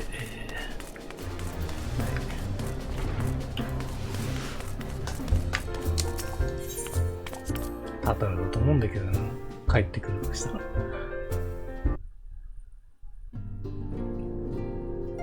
いますね。しっかりいますね。とある祝辞。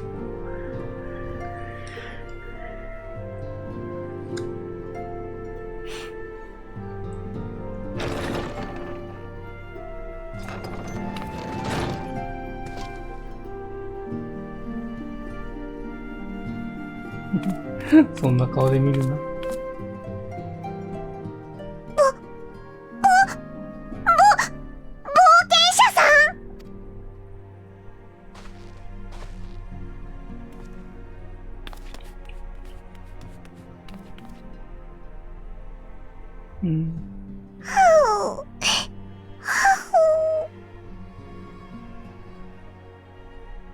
皆さんが倒れたと聞いて、私、いても立ってもいられず、東方から駆けつけました。そしたら、冒険者さんまで。一体全体、暁に何が起こっているのですか？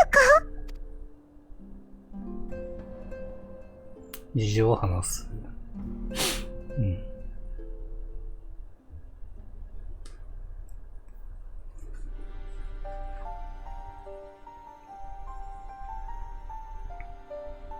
戦いに勝っても負けてもいけない。冒険者さんが倒れた時、フードの男からそう聞いたと。漠然としていて意味はわかりませんが、その人はこうも言ったんですよね。すべての鍵はこちらにあるって。それってもしかして倒れた皆さんの魂がその人の元にあるってことじゃないですか？アイメリクさんのお話によると、今現在帝国との戦線は膠着してるんですよね。でも向こうにはまだ一番の敵がゼノスになったアシエンがいるです。勝つにはきっと皆さんの力がいるです。サンクレットさんやヤシトラさんやウリエンジェさん、アルフィノさんとアリゼーさんの力もみんな、そうじゃないと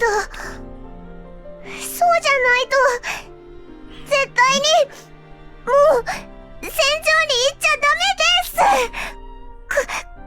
これは受付からの絶対命令なのです。絶対命令受けちゃった。だからみんなを連れ戻して、そしたらきっと負けたりなんてしないのです。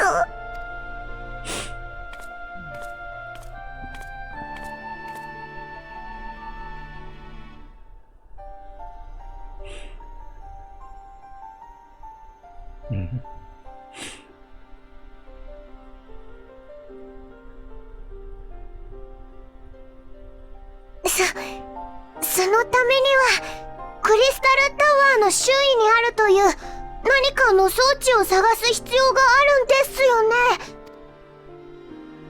でもあの塔は冒険者さんたちが再封印したはずです。その装置を探すことができるのかどうか。でも諦めません。賢人の皆さんが倒れてしまった今、暁を背負うのは私。聖恋なく財団やシドさんにも協力を求めるのです。暁を背負うのは私。もうタタルに任せるしかないです。石の家のみんなと力を合わせてその装置を必ず見つけてみせます。だからみんなを信じて待っていてほしいのです。もう調査待ちってことっすね、これに関しては。まさに。一方でガレマル帝国テートマ道場。バリステですか。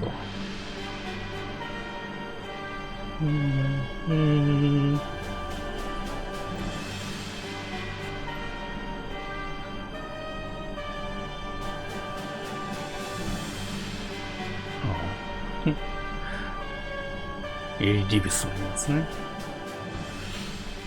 なぜ戦場から去った？皇太子が異形の存在に操られているというまことしやかな噂が立ったものでな。そうですね、その件があったね。皇位を狙う皇族どもが不穏な動きを見せ始めたのだ。帝都が陥落してしまっては元も子もないであろう。貴様こそあれほど豪語していたにもかかわらずかの英雄を始末できなかったようだが。想定外の介入があっただけのこと。次の機会があれば逃しはしない。ところで君の祖父がどこにも見当たらぬが。そう。知ったことか。アジエンの行動など貴様の方がまだ理解できよう。なるほど。彼はあれでいて職務に忠実な男だ。動いたということはこの状況に利用価値を見出したのだろう。人を利用されるだけの駒と思っていると足元を救われるぞ。この戦局を動かすのは私の人の意志だ。人が人の明日のために武器を取り、私は私の大義のために何としてでも勝ちに行く。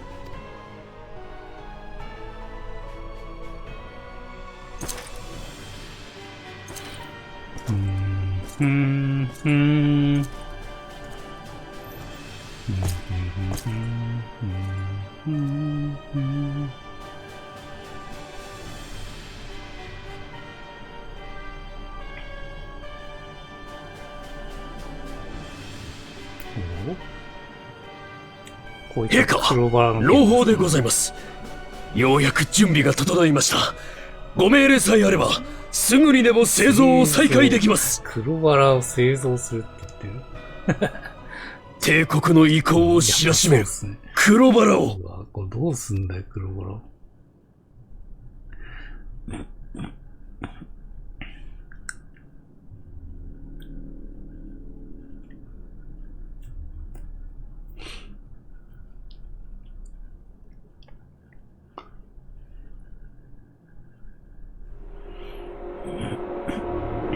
いや、暗い、いや、怖い。急にホラーになってる。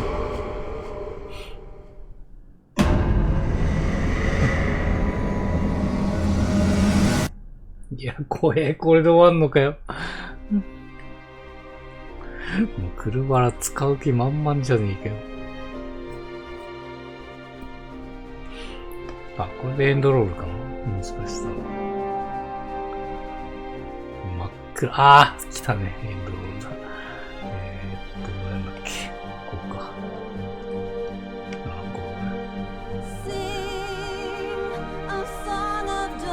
リセ。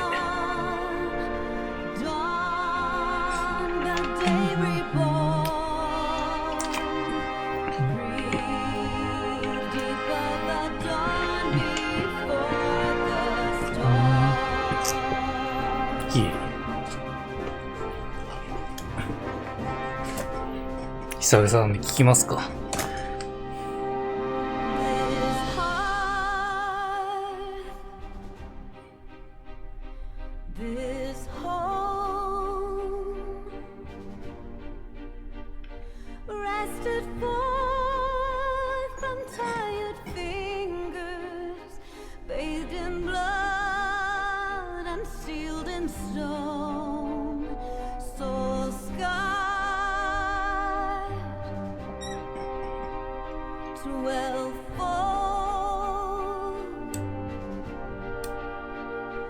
Beckoned by the bells of vengeance, spirits born.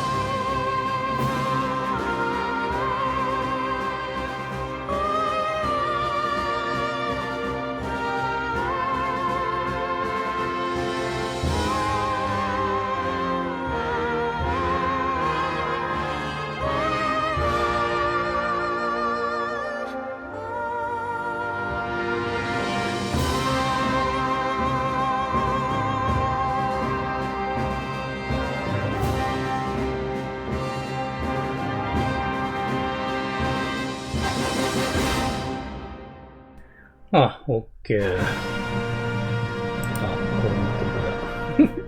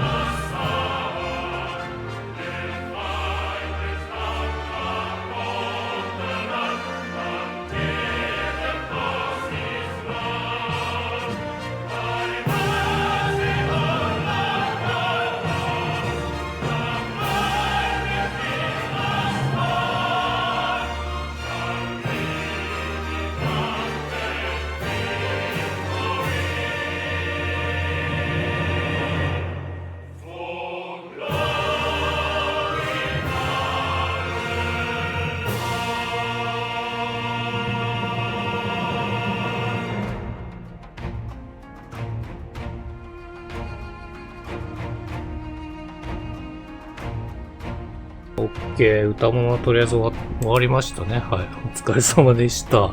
いやー、グレーン楽しかったですね。やっぱり、なんでしょうね。やっぱドマヘアやっぱ面白いですよね。なんか、ね、ちょっと和風チックでね、いろいろあってね。で、まあ、夜露っていうキャラがめちゃくちゃ濃いですね。夜露のキャラが濃いですし。まあ、豪雪もいいキャラですよね。で、まあ、それとは別にね、ですね、アラミゴ編も展開していくっていう感じですね。まあ、理性がかなり好きなキャラなんで、まあ、本当に理性はね、また今後ね、ちょこちょこ出てほしい感じはしますけどね。まあ、ちょい役になってくると思いますね。アラミゴに来る機会がほぼほぼなくなるんでね。まあ、エッドさんの声がやっぱ好きっていうのはありますよね。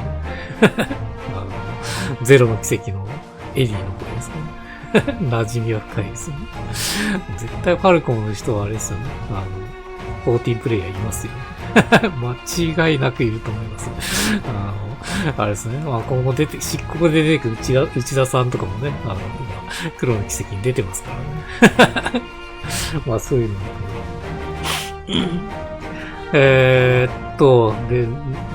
ですね。まあ、グレーン今回で終わりです。で、次回から、漆黒編に入りたいと思います。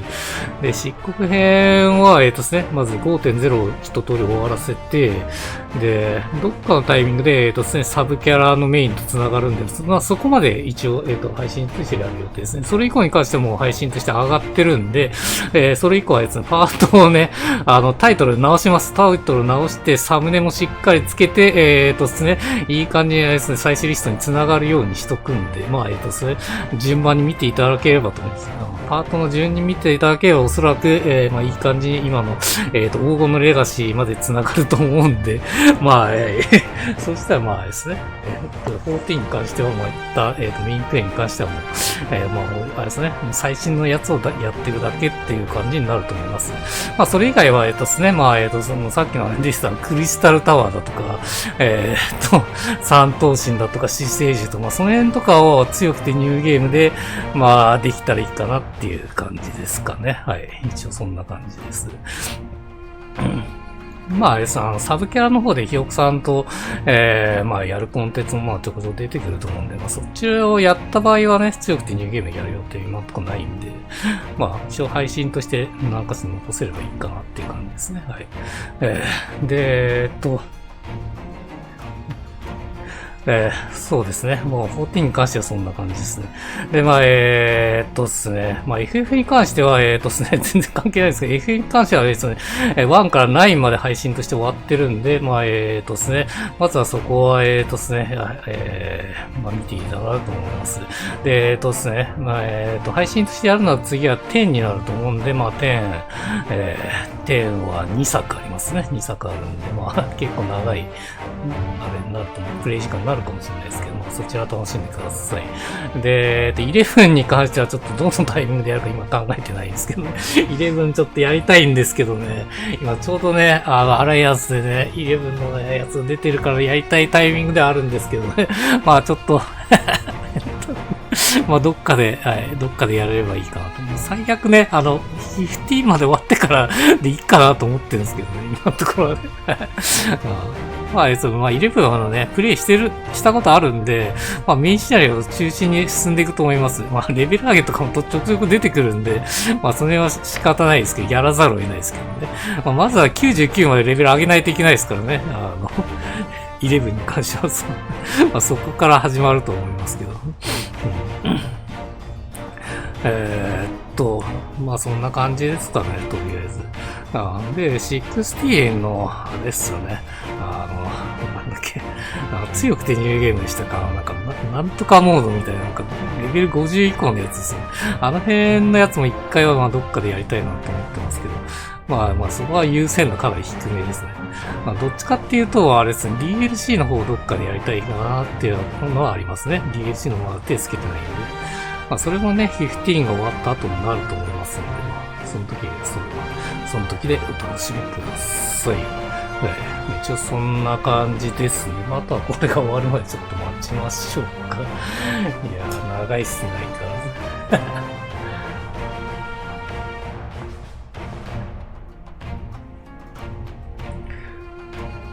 ここもね、かなり好きな作品になるんでね、特にね、5.0 は特に面白いんでね、まあちょっとね、見逃さず見ていただけるといいと思います。はい。5.0 は面白いですね。よく作られてると思います。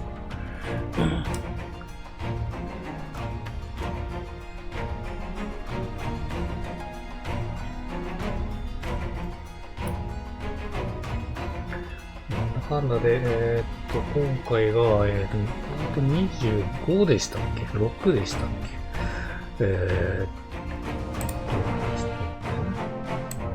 あと26か。26まで来てますね。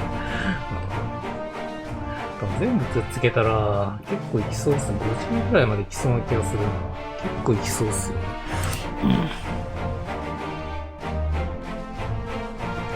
まあそうですよね。でも今やってるやつとかはもう、街の住民とかの会話とかもしてるから、その分やっぱ時間かかっちゃってますよね。まあ、今はね、強くてニューゲームに関してもサクサク進んでますけど、ね、とりあえず。まあその辺はね、この辺まではね、そもそもあれです無料でプレイ今できるんで、14に関して無料でプレイできるんで、まあ各自でその辺を楽しみたい方は、その辺やっていただければいいかなと思います。結構いろんな街があるんで、ね、まあその NPC の会も結構楽しいと思いますので、あ、終わるね。なんだかんだ言って終わりますね。はい。で、この後ですかね。この後ちょっと休憩挟んで別のゲームやるんで、そうですね。その準備しないとですね。なんだかんだ8です。飯食ってからなんで、ちょっとまあ9時ぐらいになるかもしれないですけど、よろしくお願いします。これはもうちょいでもあると思うん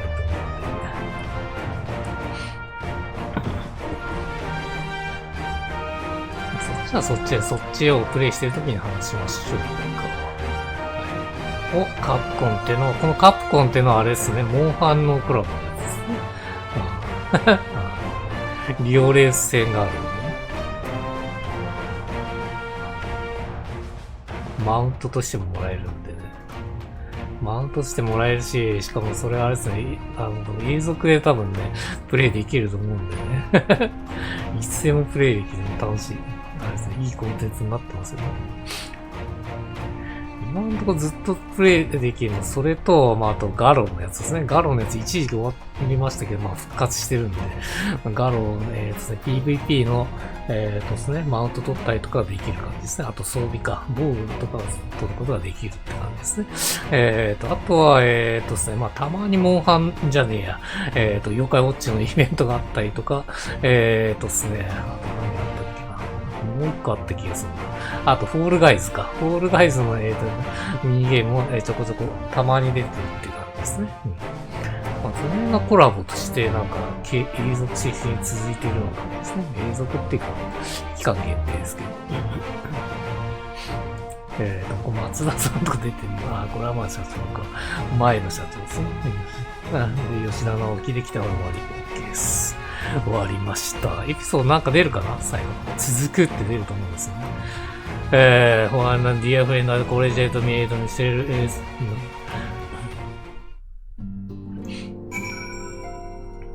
最後になんであれが出たんだろうな。よくわかんないけど。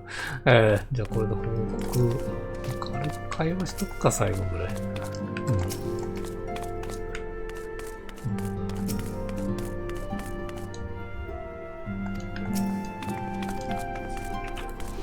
それ報告したら強くて2ゲーム終わると思うんで。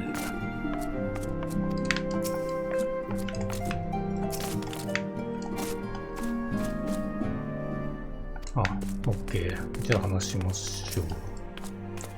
実は私、冒険者が目を覚ますように、願掛けとして新しい旅相続をこさえておいたのです。その願いが叶った今、この服をぜひ着てください。もうこれはすでにもらってあるやつですね。さあ、クリスタルタワーの装置探しは私たちに任せて病み上がり冒険者の影響を養ってほしいのです。もうそれから忘れちゃいました。多分預けてあると思う。お、来たね。これゼノスの方か。本物のゼノスの方だ。この体なんですよ。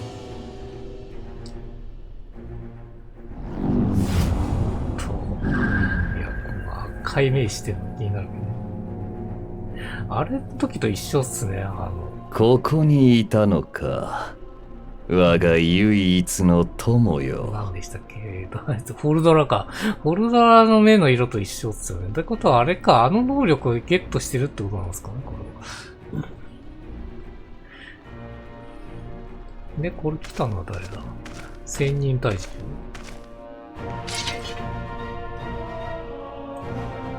死ねえ蛮族め蛮族めって言われてますね。で、帝国兵ですら切るって思うんですよ。まあ、そうなるよね。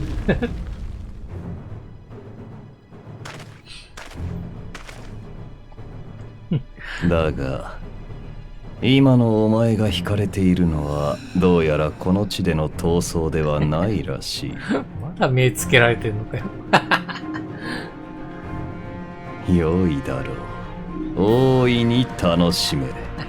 そして己が牙と爪を一層研ぐがいい。お腹いっぱいですよ。もうさっきのだってゼノスの形をしたアシエンと戦ってますからね。失ったものを取り戻すとしよう。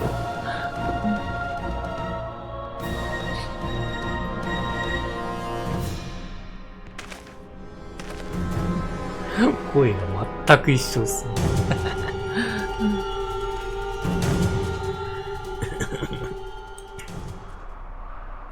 さあ、クリスタルタワーですか、これは。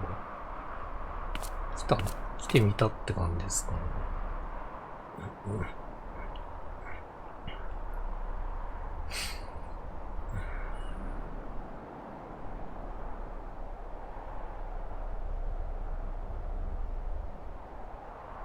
うん。そうだね。まあ、次の舞台はね、クリスタルタワー大きく関わってくるっていう話ですかね。うん。英雄への鎮魂歌が鳴り響く中、彼方より呼び声が響く。その先にあるのは、純白の静寂か漆黒の早いな。続く。はい、漆黒の鼓動か、続く。はい。これでただ、ね、強くて人間終わりましたね。終わりましたね。はい。はい。なんで、まあ、次回から、漆黒編に入りたいと思います。見る方は楽しんでください。はい。では、ご視聴ありがとうございました。漆黒でお会いしましょう。バイバイ。